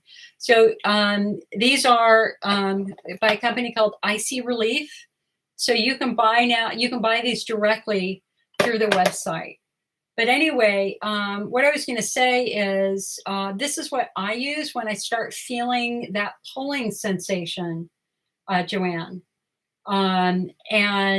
So I'm very honest. I can be very passive aggressive with it, you know, because it kind of pisses me off, right? So I feel it. It's like I can deal, and I might not follow my own advice and wait a couple of days, even though it's getting worse and worse and worse. So anyway, what was interesting is I was in that place last week, and finally it was just like, all right, you got to do something about it. And so I got my wand out, and it was fascinating because for the first time, I had tension on both sides of my pelvic floor in exactly the same spot. And let me see. I want to see if I can show this to you. It was absolutely fascinating. Okay, so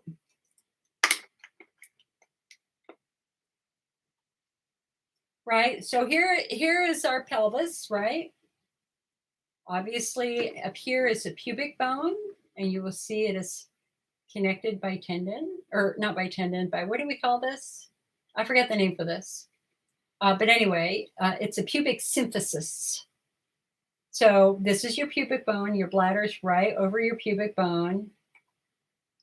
So your hip bones. Remember, the human body, the way the human body is designed is the bigger the bone, the more weight it's meant to carry. Thus, the biggest bones in the human body are your hip bones because they're designed to carry the weight of your torso, right? And if we look at it from the back, so here we have your spine that then ends in your sacrum, which is kind of a triangular piece of bone. And these are actually fused vestigial, like old, whatever. And then we've got the tailbone, right? And so the very last part of it is the tailbone. And I want you to think about and see everything that attaches here, right? Right. So if this tailbone is broken and pointing to the left or pointing to the right, and if it's not centered, you can immediately see that that's going to affect these muscles. It's fascinating. And of course, when you sit down, we talk a lot about your sit bone. Here are your sit bones. So you have a bone in each butt cheek that you end up sitting on, and we end up often with a lot of sensitivity around. Whoops, oh, my levators fell off. We end up with a lot of tension around the sit bones. And, you know, a lot of physical therapists will have you rolling around on a tennis ball to kind of roll around this bone and the sensitivity with the bones and the ligaments and the tendons and stuff. So anyway, so I hadn't done it for about a week. And so when I went in with my wand and touched it, I had literally a tight line going from here to here. It's fascinating. Normally it's just on one side, but I had a very tender line here and a very tender line here that I ended up, and it takes about 3 minutes. I ended up massaging it out and getting it okay. But, you know, the pelvic floor is very complex and very, very interesting. And when you, like, one of the best skills you can have for those of us with pelvic tension, especially those of us who are athletes, is listen, we know our bodies on the outside. You know your legs, you know your core, you know all that. But what you don't know is your muscles on the inside. I didn't know the muscles on my inside. And one of the real gifts of just taking the time to read about it and then learning how to use a wand with my physical therapist so that I could feel what normal muscle is and what abnormal muscle was. Abnormal muscle is hard and painful. Healthy muscle is soft and pliable and not painful. And it's very easy now for me to see when my pelvic floor is starting to get tweaked out. So why does it get tweaked? Well, it gets tweaked if we sit too long. It gets tweaked if we have sex. It gets tweaked if we take a long car ride. You know, and we're getting older. Muscles are getting weaker and more vulnerable. It is what it is.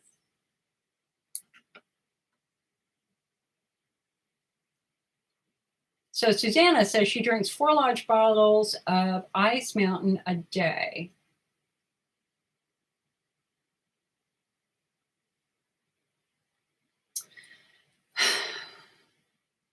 So, I mean, that's plenty of water, hun. I mean, you're doing the big bottles. So what's the motivation for doing a hydration powder? And, you know, a lot of people, you know, recommend apple cider vinegar, but not normally to the bladder wall patient. You know, it's all about trying to understand your unique anatomy. You say you have chronic IC, so what you have is chronic pain. Now we have to understand is what's driving that chronic pain. Is it your pelvic floor? Is it your nerves? Or is it something physically wrong with your bladder, like estrogen atrophy or chemocystitis or Hunner's lesions? If you had to guess, what subtype do you think you have? Hunner's lesions, bladder wall driven, pelvic floor driven, pudendal neuralgia, or chronic overlapping pain conditions? Which one do you think you have?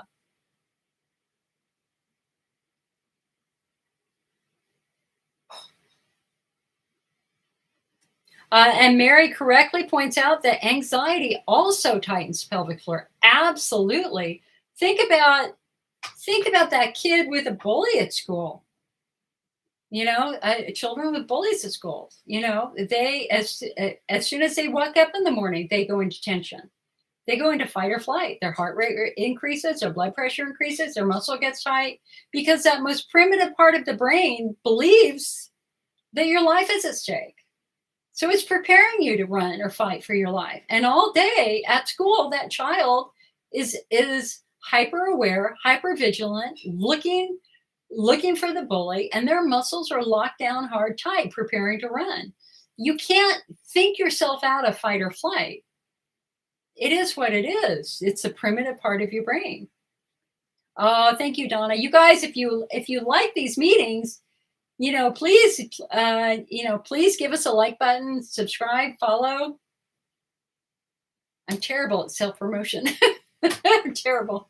So, Susanna, you have pelvic floor dysfunction. Okay, so then what's the point of doing a hydration powder with apple cider vinegar? What are you trying to accomplish with that?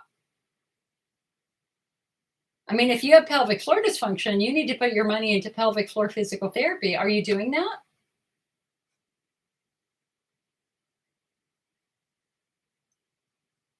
Oh, good. Okay, so Joanne, you have Dr. Weiss's book.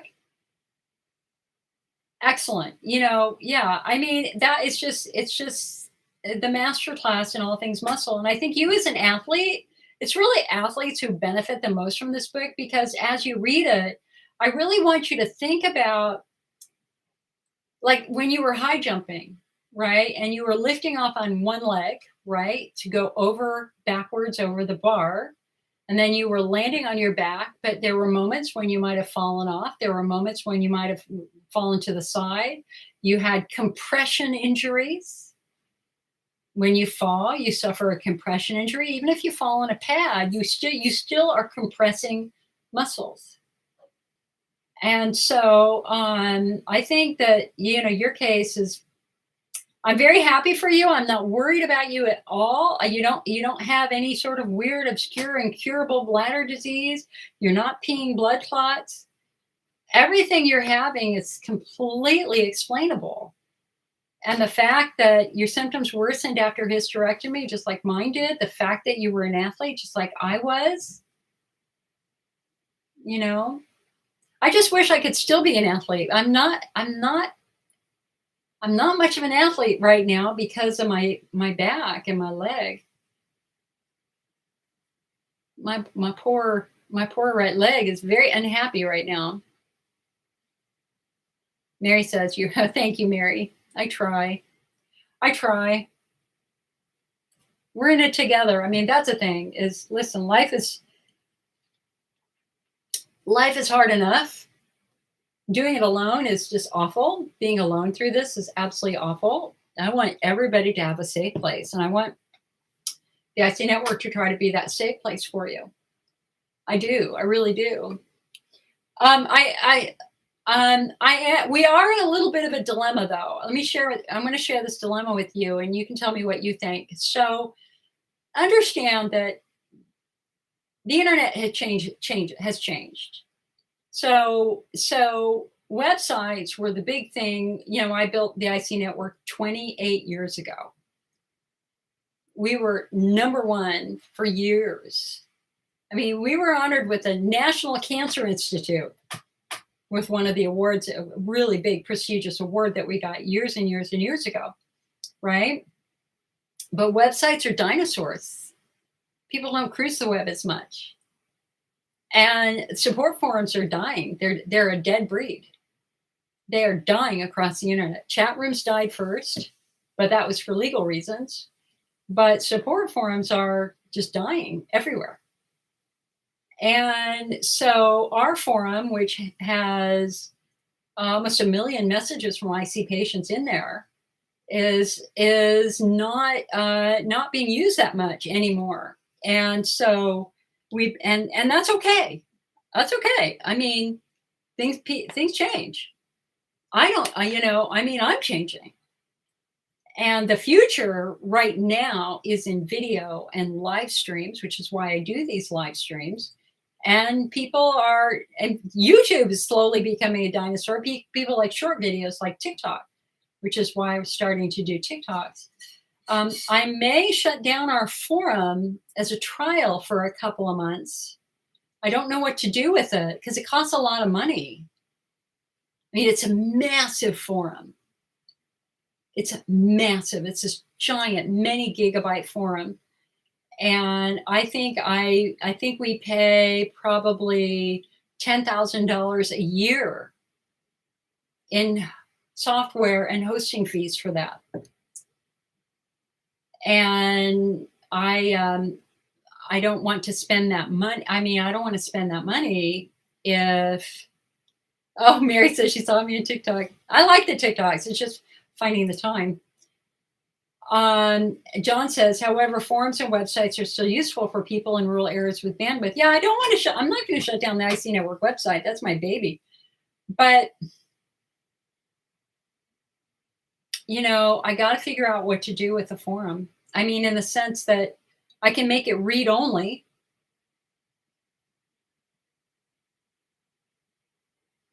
If people want the forum, I'll keep the forum. But that's coming right out of my retirement fund. And if it's not going to be used, I'd rather just have that money go into my retirement fund because I'm not going to have a pension, right?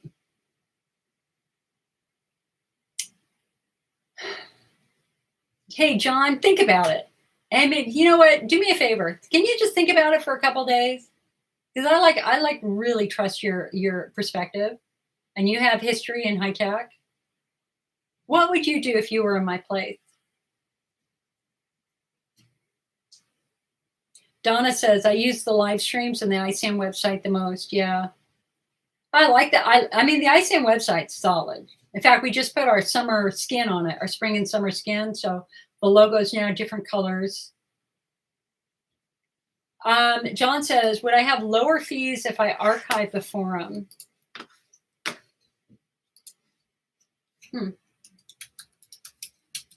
Isn't that an interesting question?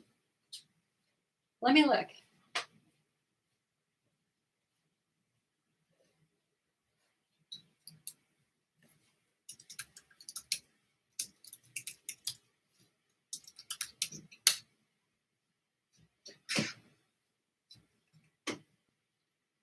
It says there's no way, there's no archiving functionality.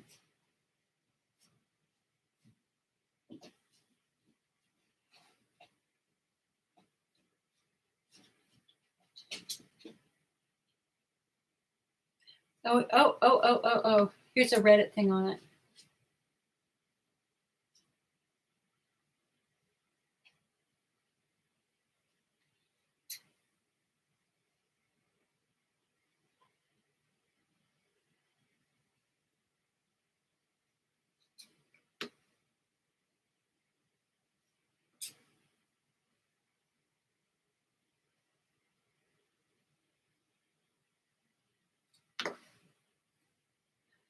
Oh, well, yeah, looks like I picked the wrong software. Well, think of it. Would you do me a favor and think about it?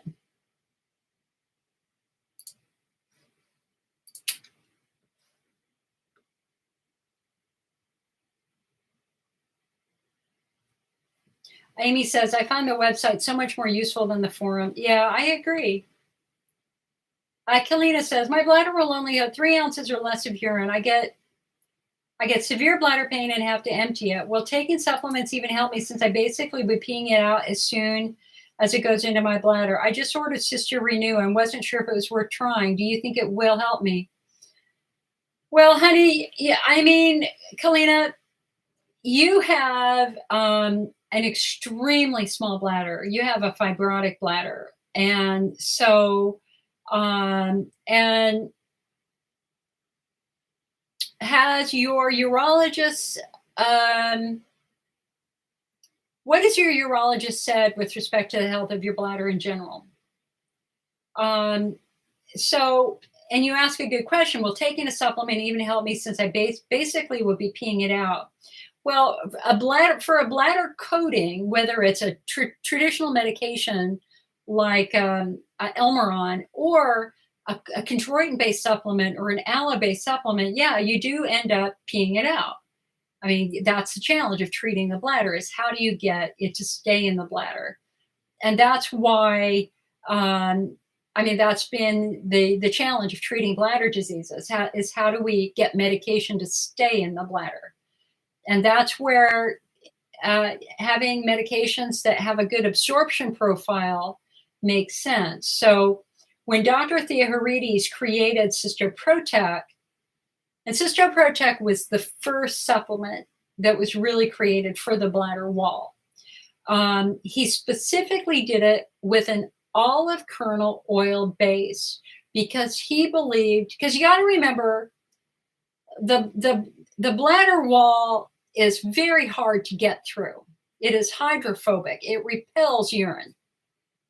It repels urine. That's the whole point. It's about holding toxins so that it won't go into the rest of your body. So trying to get medication into the bladder wall when you've got such a strong bladder membrane is very, very difficult, especially since it's a hydrophobic. It doesn't like water. It pushes water away. So when he created Sister Protect, he did it in an olive oil base with the assumption that having it in the oil base would help it penetrate. It wouldn't be pushed away. It could penetrate potentially through the bladder wall. And that's something that he has stuck to. I mean, he's a big federally funded ICU researcher, so he's stuck to that point for about 20 years. And of course, the challenge with olive oil, I mean, olive oil is great. Like, I eat olive oil butter now. I'm not even buying regular butter. I'm using plant butter and I love it. It's just, it's very heat intolerant. And so putting it in a product is hard because shipping it is hard. And that's why shipping Sister Protect is hard in the summer month, because of the olive oil base. All the capsules stick together and you end up with a hard lump. So when Natural Approach to Nutrition came up with, and they started to work on supplements, that was one of the things that I talked with them about. Is I said, we need something that is more heat stable. And that's why they put it in avocado oil. So avocado oil does not melt at as low of it takes a higher temperature for it to melt. So the avocado oil base is actually, you still have the benefit of the oil hopefully absorbing well, but it's easier to ship as a product. Sister Renew, do I even have my bottle of Sister Renew? I don't even have it. Sister Renew kind of fell off the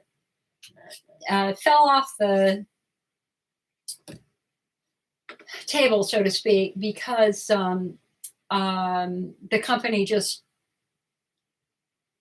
doesn't do anything. They just don't do anything. I mean, there's no materials. There's nothing for us to use or do. So it was Sister Protect first. Sister Renew was created second. And the reason why Sister Renew was created by Dr. Gio Espinosa was because Dr. Theo was not updating Sister Protect, and we learned more about IC. We learned more about the nerves of IC. And so we wanted a newer formula that would help nerves. And so Sister Renew came forward, and they used a little bit of aloe in it to be calming and soothing, and a little bit of lemon balm. And lemon balm is known for being a little bit more nerve calming. But it never really took off, mostly because the company is just apathetic about it. And it wasn't available for 9 months because they were upgrading their manufacturing facilities, something like that. But so then Natural Approach to Nutrition came along, and they're the company that makes Bladder Rest and Bladder Builder and Cystomend and Piora and the Bladder Smart Multivitamin. And they are the exact opposite of all the other companies. We've got lots of information. They are dedicated and committed and determined to make a difference, to the point that we get graphics, we get educational materials. Literally, I can ask for anything and they will pretty much give us whatever we ask for if we need clarification on something. And so I just really love that product line now. And I love the fact that they use PEA. So Kalina, getting back to you and worrying about stuff being, washing out of your bladder, one of the things that I think would be interesting to try would be PEA, Piora, because that doesn't act on the bladder wall. That acts on your nervous system to calm nerves down. And so if you're having pain, I mean, we had our first PEA IC research study in 2019, and it was found to be remarkably successful at reducing pain in IC patients. And so, and it's an over-the-counter, no side effects. There were no side effects reported in the IC study, and there were no side effects reported in the great majority of the studies using PEA. Extremely well tolerated. So that might be something very, very interesting to try. Or you can do the combination of Bladder Builder, which has PEA in it. That would be my guess. That would be my guess. So Peora, Peora, which is over on our website in our store. Let me see if I can.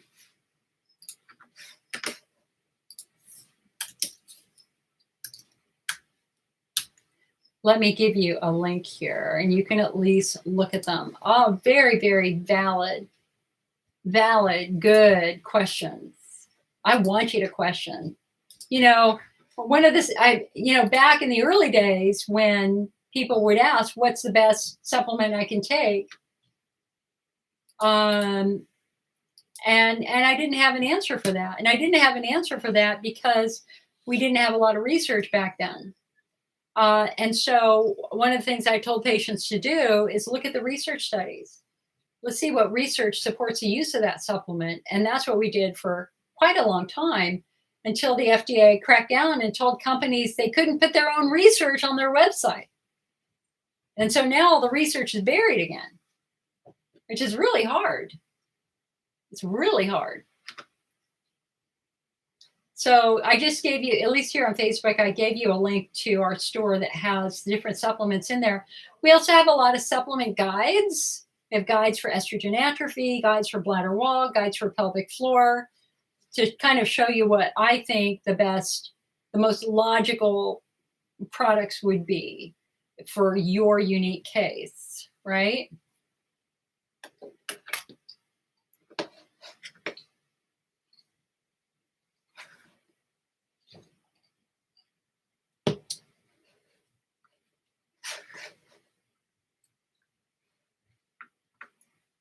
Anissa says, hydrodistension and trigger points help me the most. So the trigger points are what I call a constructive therapy. That when you're getting your trigger points worked out, what they are doing is they are constructively helping your muscles function. It is a constructive therapy. Hydrodistension is what I call a destructive therapy. The reason why you feel better after a hydrodistension is that it when you stretch the bladder, it breaks the nerves. And when you break the nerves, you don't have the symptoms that the nerves trigger, like frequency urgency pain. So the problem is that the nerves grow back. And in fact, in the new AUA guidelines, in their section on hydrodistension, they talked about that. They talked about what we call durability. How long does the effect last? And let me find it here for you.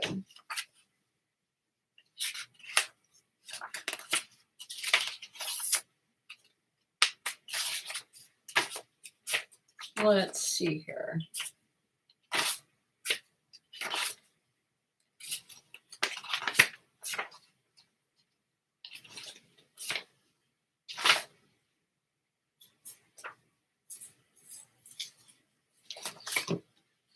Page 29, 30. Wait a second here. Hold on.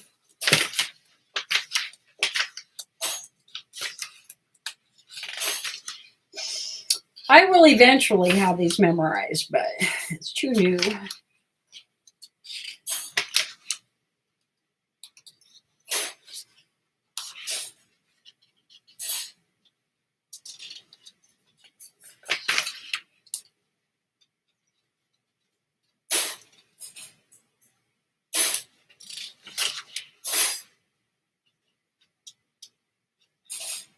Where is it? Treatment guide, behavioral. Okay, it's not there.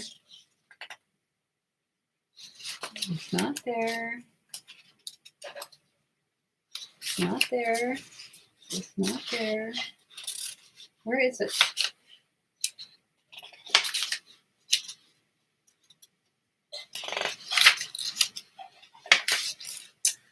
Here it is. Okay.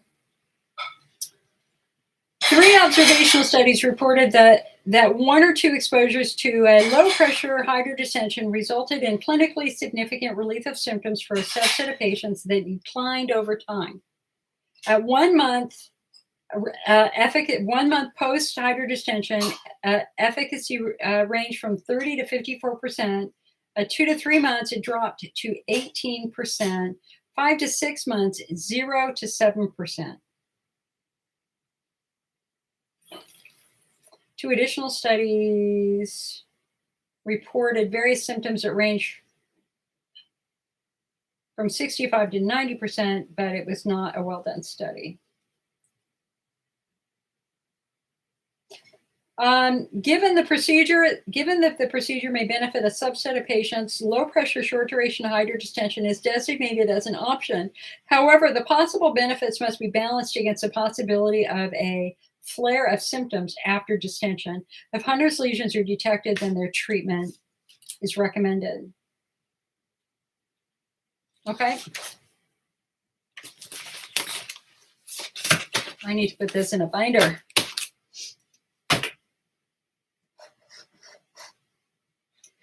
You know, Anissa says she has them every 6 months. I mean, that's really rare that somebody would have 2 a year over time. You know, we balance risk versus benefit. So the risk is you're being anesthetized and going into the OR twice a year for a short-term outcome. And so it's really, really rare that somebody would consistently have them over time like that, because every time you stretch the bladder, you break things, and we kind of have to. That's what the research was showing is you break the nerve, but more nerves grow back in place, and so you're basically facilitating more maybe dysfunctional nerve growth. I think at some point in time, you really want to kind of take a step back from focusing on the symptom and instead focus on what's causing the symptom. What is causing the symptom? Is it Hunner's lesions? Is it estrogen atrophy? So Susanna said, my urinalysis showed that you were dehydrated. That's why I thought hydration would help. Well, I mean, there's no substitute for water. I mean, it's just look at the color of your urine. If your urine is a pale, clear yellow, you're good. If your urine is a dark yellow or gold or brown, you're dehydrated. So you can directly measure your hydration level just by looking at the color of your urine. There are some really good color charts for what urine should look like on the internet. And I shared one on our Pinterest page years ago that's still I think it was from the Mayo Clinic. It's still really good. Mary says, does a urodynamic procedure cause nerve damage? Not that I'm aware of, because in the urodynamic procedure, all they do is slowly fill your bladder with fluid, and they ask you, when do you first feel the need to pee and when do you first feel pain?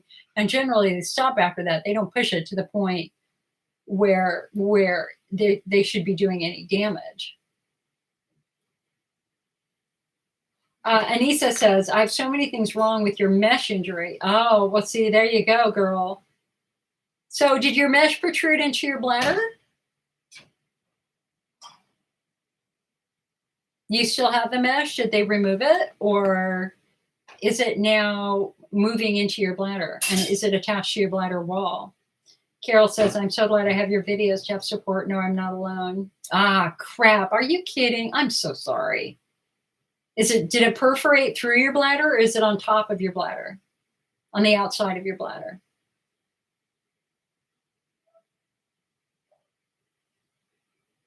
Did I talk to you last week? Did you call me last week? Because it was partially removed and eroded. I was working with a patient last week whose mesh was inside her bladder. It had gotten all the way through and inside of her bladder. Donna, was that you?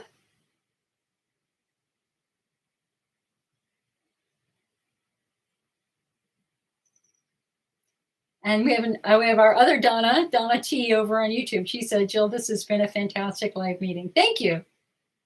Listen, I thought, you know what? Now we're going for it today. We are going to go for it today. We are just going to go through these guidelines as much as possible.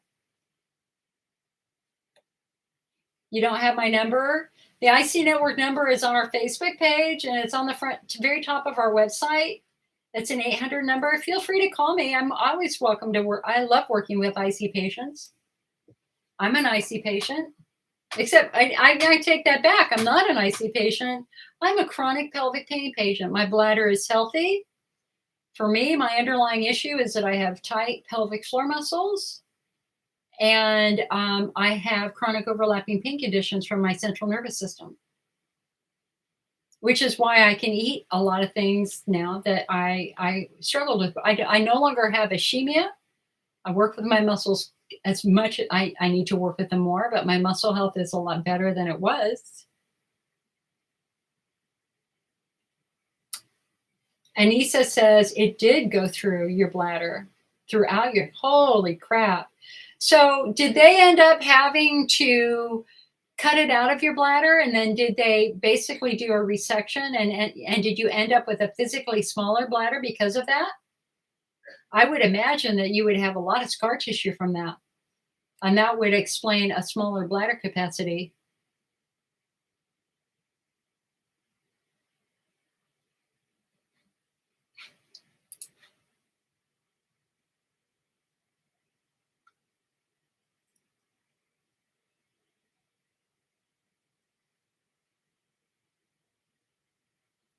Yikes. Yikes. So Anissa, getting back to your question then, so you having hydrodistensions every 6 months, you're having them therapeutically because they help reduce your pain and discomfort. Now we know one reason why your bladder is injured, and that is that you had mesh that eroded through your bladder, or it damaged your bladder in some way. So I guess the question we have to ask ourselves is, given the fact, okay, so you also have PGAD and pelvic floor dysfunction. Okay. So we know your muscles are messed up because PGAD comes from muscles so tight they're damaging nerves, although it's possible that the mesh might have reached your pudendal nerve and triggered some PGAD there too. We also know you have pelvic floor dysfunction. So how is the pelvic floor physical therapy going? When you were doing it, because you stopped doing it, right? Didn't you have to stop doing it because of COVID? Or was that somebody else?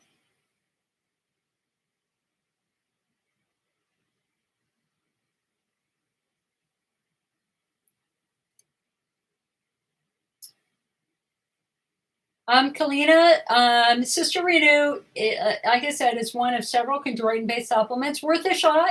If it doesn't work for you, there's plenty of others that you can try. It's not the first thing we recommend anymore. Usually I suggest Bladder Builder for patients who are struggling with pain, or if you're sensitive and you flare with a probiotic, then we would say don't do Bladder Builder. Maybe try Bladder Rest first. But we're all different and unique. You know, the rule of thumb is understand that any supplement can cause stomach upset. Any of them can. And so generally it's like take one capsule with food, see how you do. Wait 24 hours to see how you feel. One a day for a week, see how you feel. Then you can go to 2 a day. Then you can go to 3 a day if you want, or you can go to 4 a day. You don't go past the manufacturer's recommended dose. But less is more here. Many people stop at 1 or they do 2. They don't go to the maximum dose. It's about finding what feels the best to you that also works with your budget, because money is real right now. Money is challenging for everybody right now, myself included.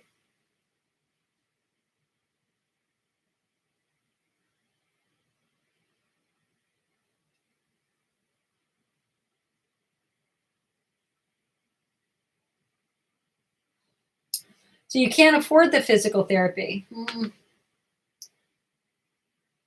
Okay, so you're under the care of Robert Evans? Like literally voted the best IC doctor in the nation every year that we ever have a vote? So if you've seen Robert Evans, then you've seen the best of the best. So there's comfort in that.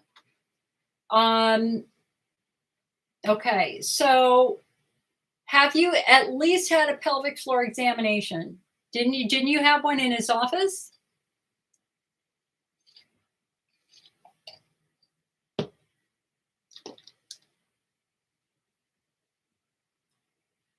Have you at least once had a chance to work with a pelvic floor physical therapist?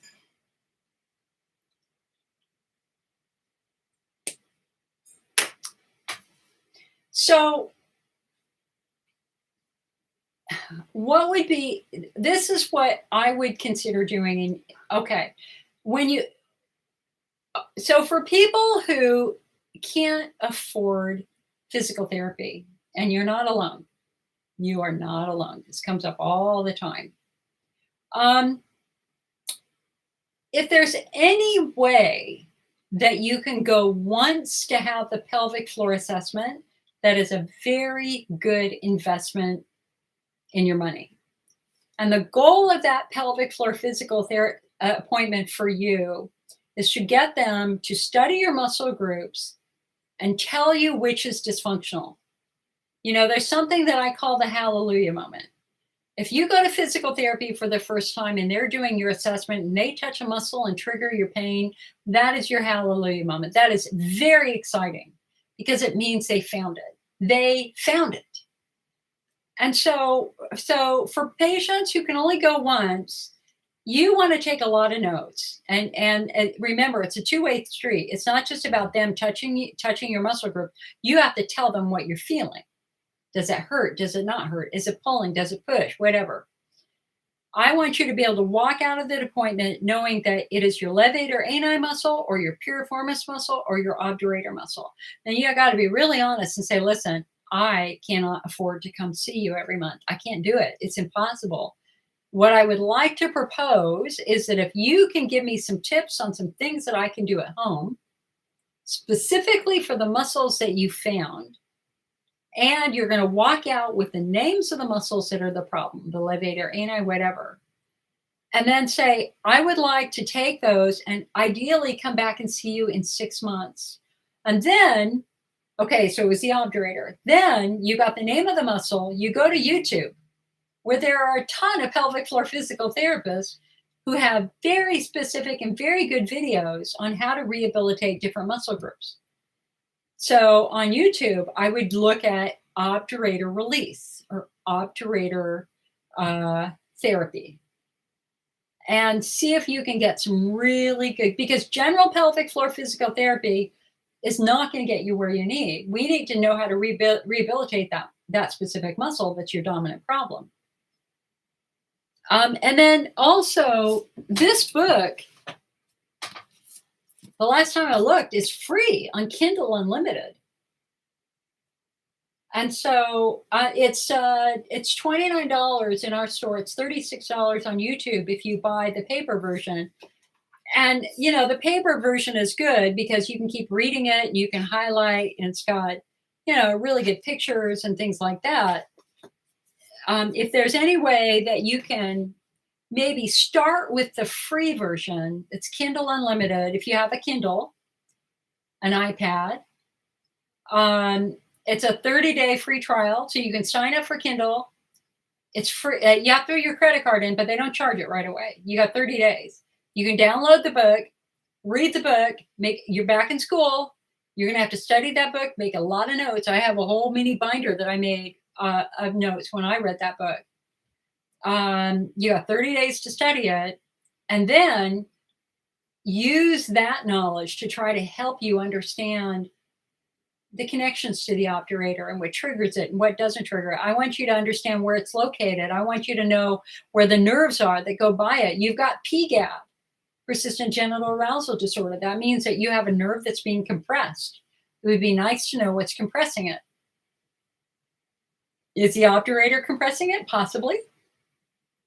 You know, the nerve goes, you have the 4 nerve roots on each side out of the sacrum, then they merge, then they go through the Alcox canal, and then when they leave the Alcox canal, they all split up and they go where they're supposed to go, and down your legs and throughout your pelvis to do their nerve thing. So I don't remember, you'd have to look at the book, but it may be that the obturator is compressing it as it's coming out of the Alcox canal. I'm not sure. I don't remember off the top of my head. So anyway, take notes, get the names of the muscles, go to YouTube, look at therapy, get the book, free book, study it, and then if you can do what they recommend for 6 months, and then see if you can save up enough money to go back in 6 months. The other thing, you guys, is that a lot of local medical associations have free programs where they can help people with medical costs. In fact, I have one dear friend who's an IC patient who she is like the master at finding programs for people who are low income and so the other thing I would ask is the physical therapist or the billing department, are you aware of any local programs that can help me underwrite the fees? Or does this care provider have a special program for patients who are low income? Is there any way that I can qualify for that? You know, no shame, no blame. It's real. I lived on credit cards for 5 years, guys. I had no income for 5 years. I completely understand.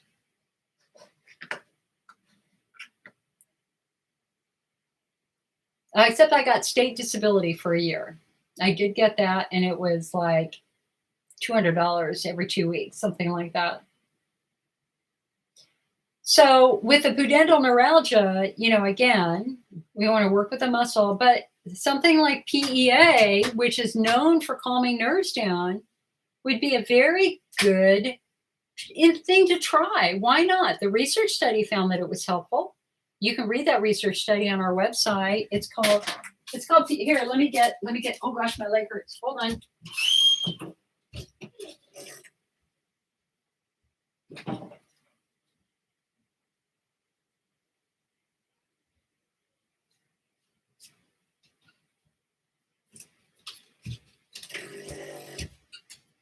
All right, can we say ischemia?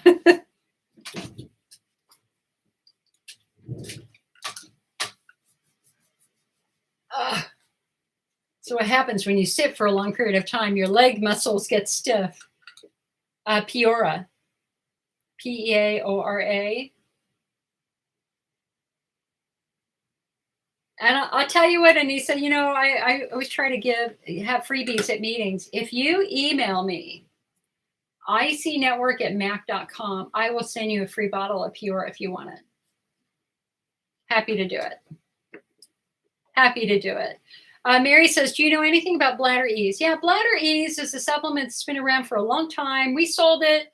We sold it in the IC network for a couple of years. It just didn't sell. I mean, it just didn't. It literally, it didn't sell.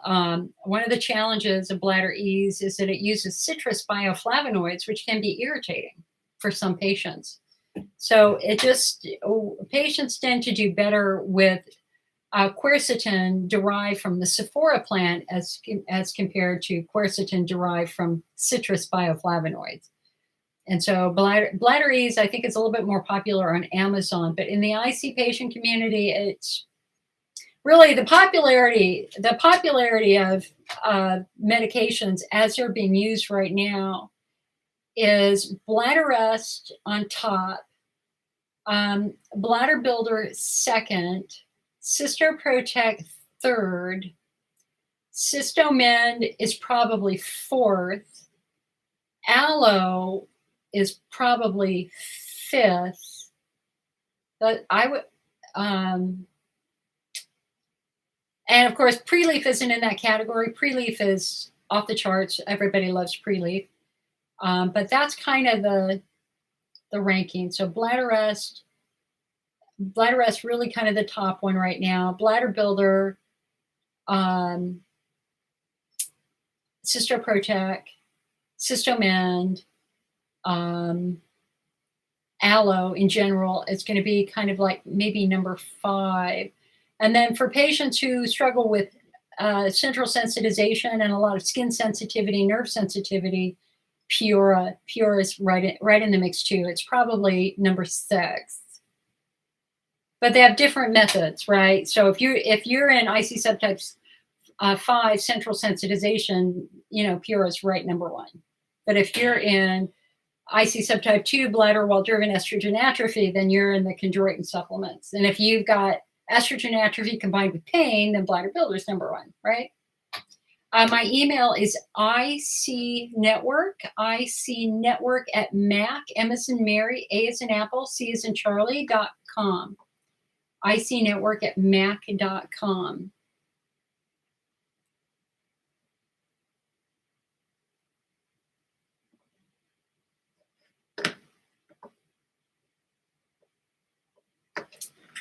Okay, my goal was to stick it out till 5, guys. 12 minutes. I haven't done a long, I love to hit 4 hours today. My record for doing an online support group meeting is 5.5 hours.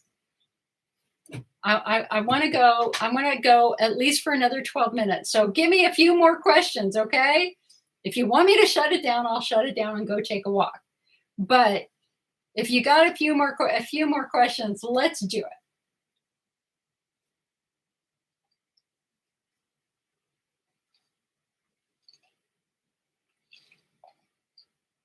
This is the only thing I've eaten today. This is not smart for me. This was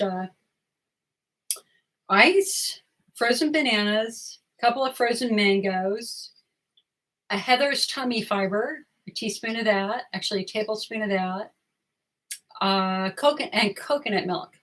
Blend it up. It's good. Very, very bladder friendly for me. All right, last call for questions. Last call for questions.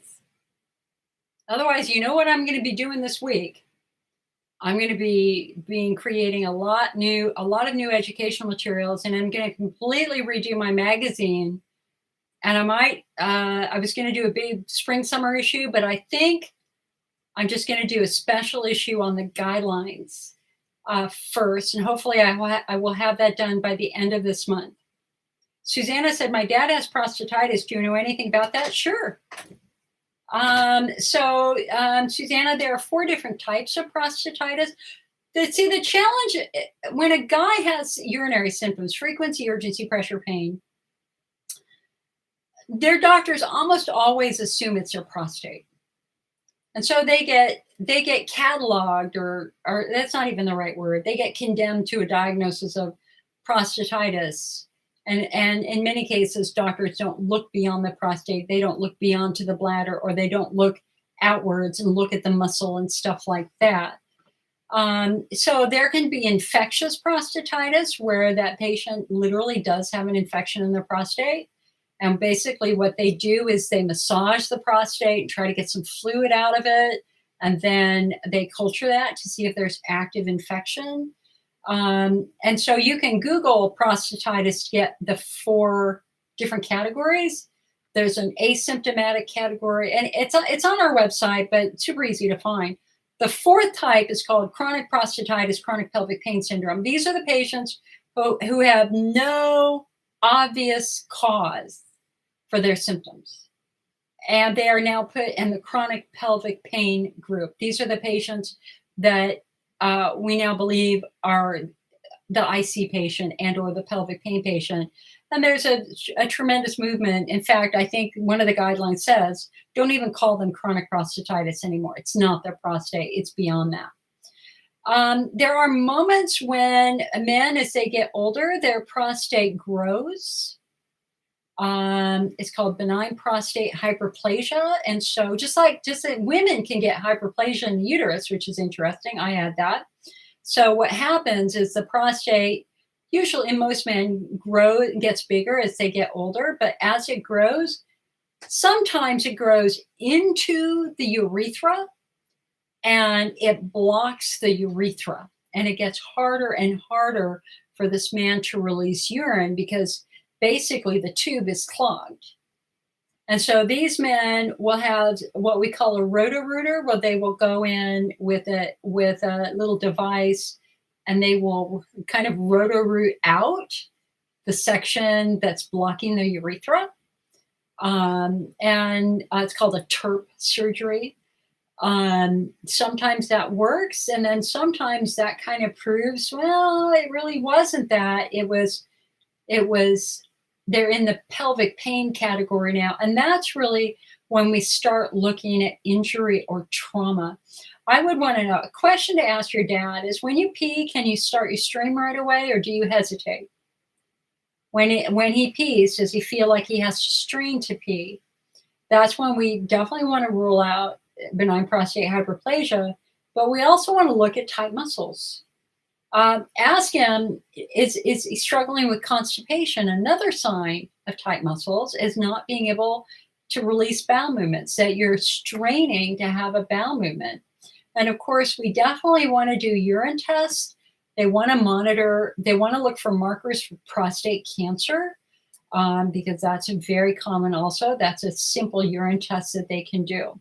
So let's just say they've ruled the prostate out.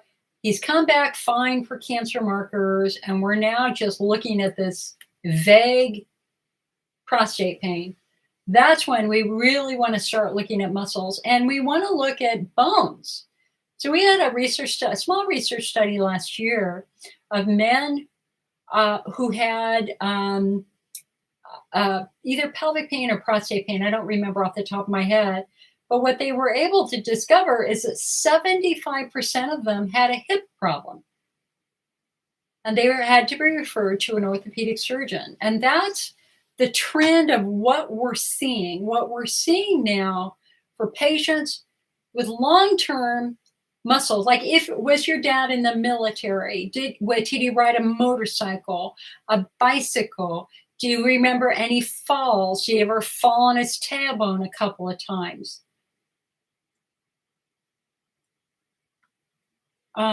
Let's see. So hold on a sec.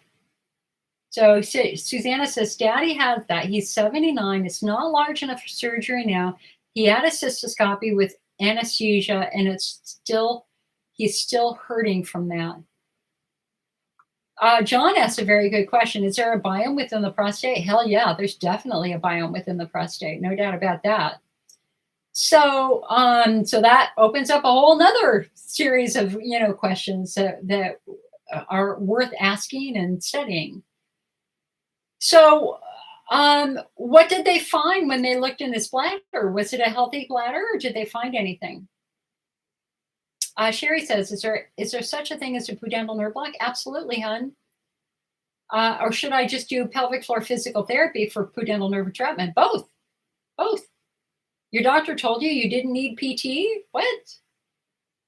Well, then what's entrapping your nerve, hun?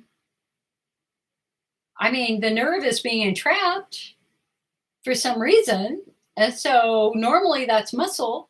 So at least having a pelvic floor assessment would not be a good second opinion. Susanna said, Daddy used to ride his bike very often. He did not have an anesthesia with a cysto. Well, if it was an in-office cysto, just what I call a looky-loo, there's no anesthetic for that. But if they stretched his bladder, they filled it with fluid and stretched it, then that usually is done with anesthesia. So there's Susanna, there's something called bike rider syndrome. And I have a picture of it here. Hold on a sec. I'm going to bet that that's probably contributing to what he's going through right now. So let me find it here. Hold on.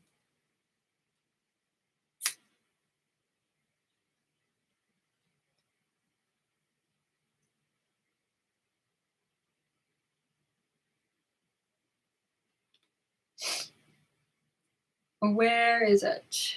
Where is it?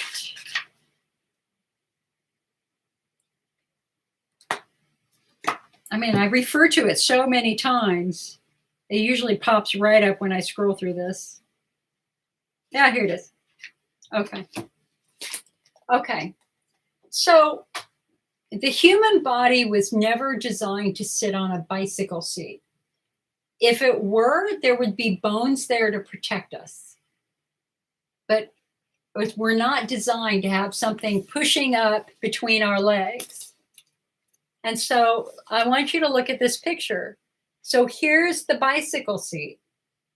This is the bicycle seat.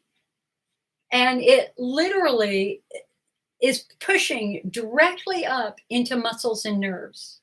That's why we call this cyclist syndrome. And if we look at this, here, hold on. If you look at this model,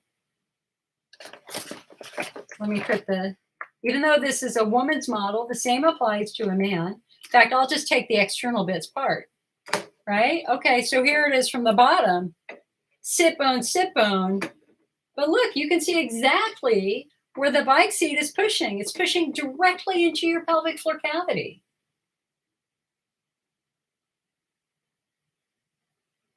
And so given his history of loving bike riding, you need to Google bicycle syndrome, or again, this book is free on Kindle Unlimited. You can have him read the section of it. So here, hold on a sec.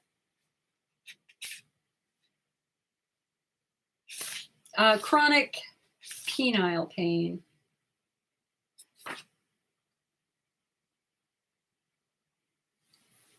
Hold on. Bike seat neuropathy, the sports med lingo for pain or numbness in the sit bone, scrotum, penis, and clitoris. These symptoms can all be caused by pressure applied by the seat, which can damage the pudendal nerve and cut off blood supply to the genitals. Here, our artist has depicted a professional seat with a thin nose, which is frankly an ergonomic nightmare. You can see how the nose exerts direct pressure on the nerves in the Alcox canal and the clitoral and penile canals. This pressure increases exponentially when you pedal faster and you sit forward on the seat, right? Let me see. Hold on a sec.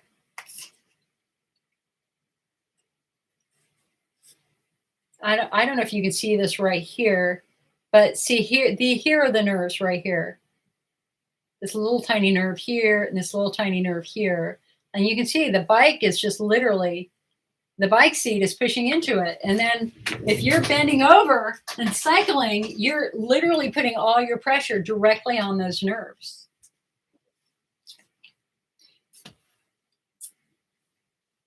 You know, unfortunately, Susanna, I have to tell you that male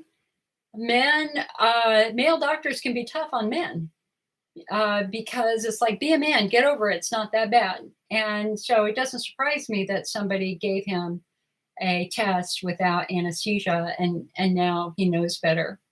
Yeah.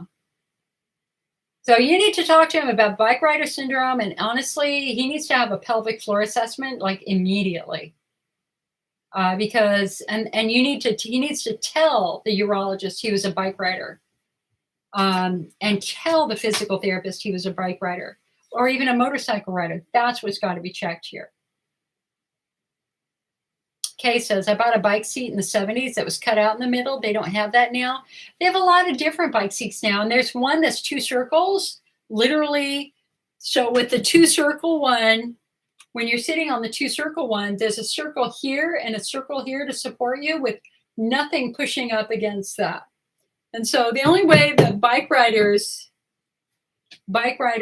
can get through this is by changing their bike seat. Susanna said, and even then you got to understand that there's probably a lot of long-term damage that needs to be treated. And so getting off of the bike for a while is going to be important. Susanna said, can you get a pelvic floor accessing the urologist? No. This is you have to use a certified pelvic floor physical therapist who specializes basically in athletic injuries. Think about a physical therapist that works with a football player, a physical therapist who works with an Olympic team. There's a great website, pelvicrehab.com. pelvicrehab.com. That is a searchable database that shows all the certified pelvic floor physical therapists, those who are trying to get certification, etc. And so I have no doubt that the bike riding is playing a role in his symptoms today. And if you want me to talk to him, I'd be happy to talk to him. I'd be happy to talk to him this week. I mean, I've worked with Ironman athletes, like the elite bike riders who have had this. It's absolutely possible. And what we just don't want, again, men get labeled with prostatitis, and before you know it, they've been on antibiotics for years and prostate meds and Flomax with nobody checking their muscles. We're trying not to do that now. Susanna says, can it affect someone who hasn't ridden a bike in many years? Absolutely, yes. Because those muscles stay in tension. They stay in tension. Remember, we had that one study in the American Medical Association which showed if you jammed your crotch on the bar of a bicycle as a kid, by the time you'd be in your 30s, 40s, as a man, you would have frequency urgency. Those early injuries matter. They influence your health today. It's real. It's real.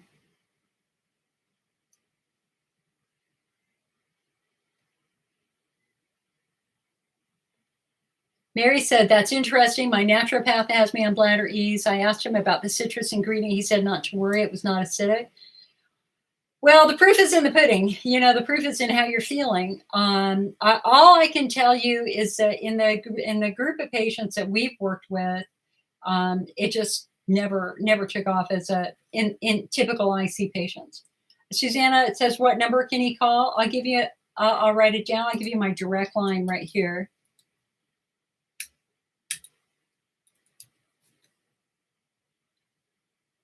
You know what? Now I'm going to give you the 800 number.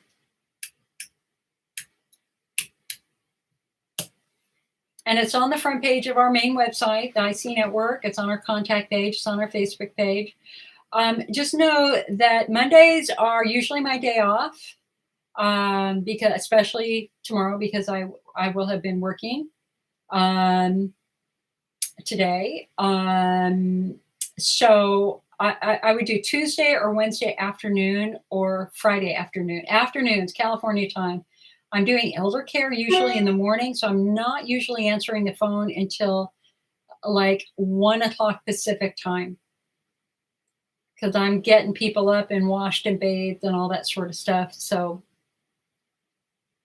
Mary says, I don't feel better on it. Well, what the AUA guy, what the AUA says is if it's not working for you, here, hold on a second.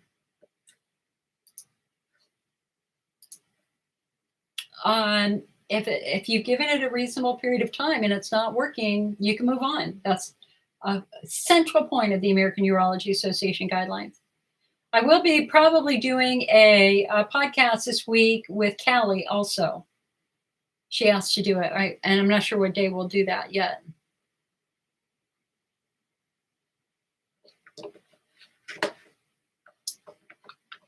All right, my friends. It is after 5 o'clock. We have gone 4 hours. Woohoo!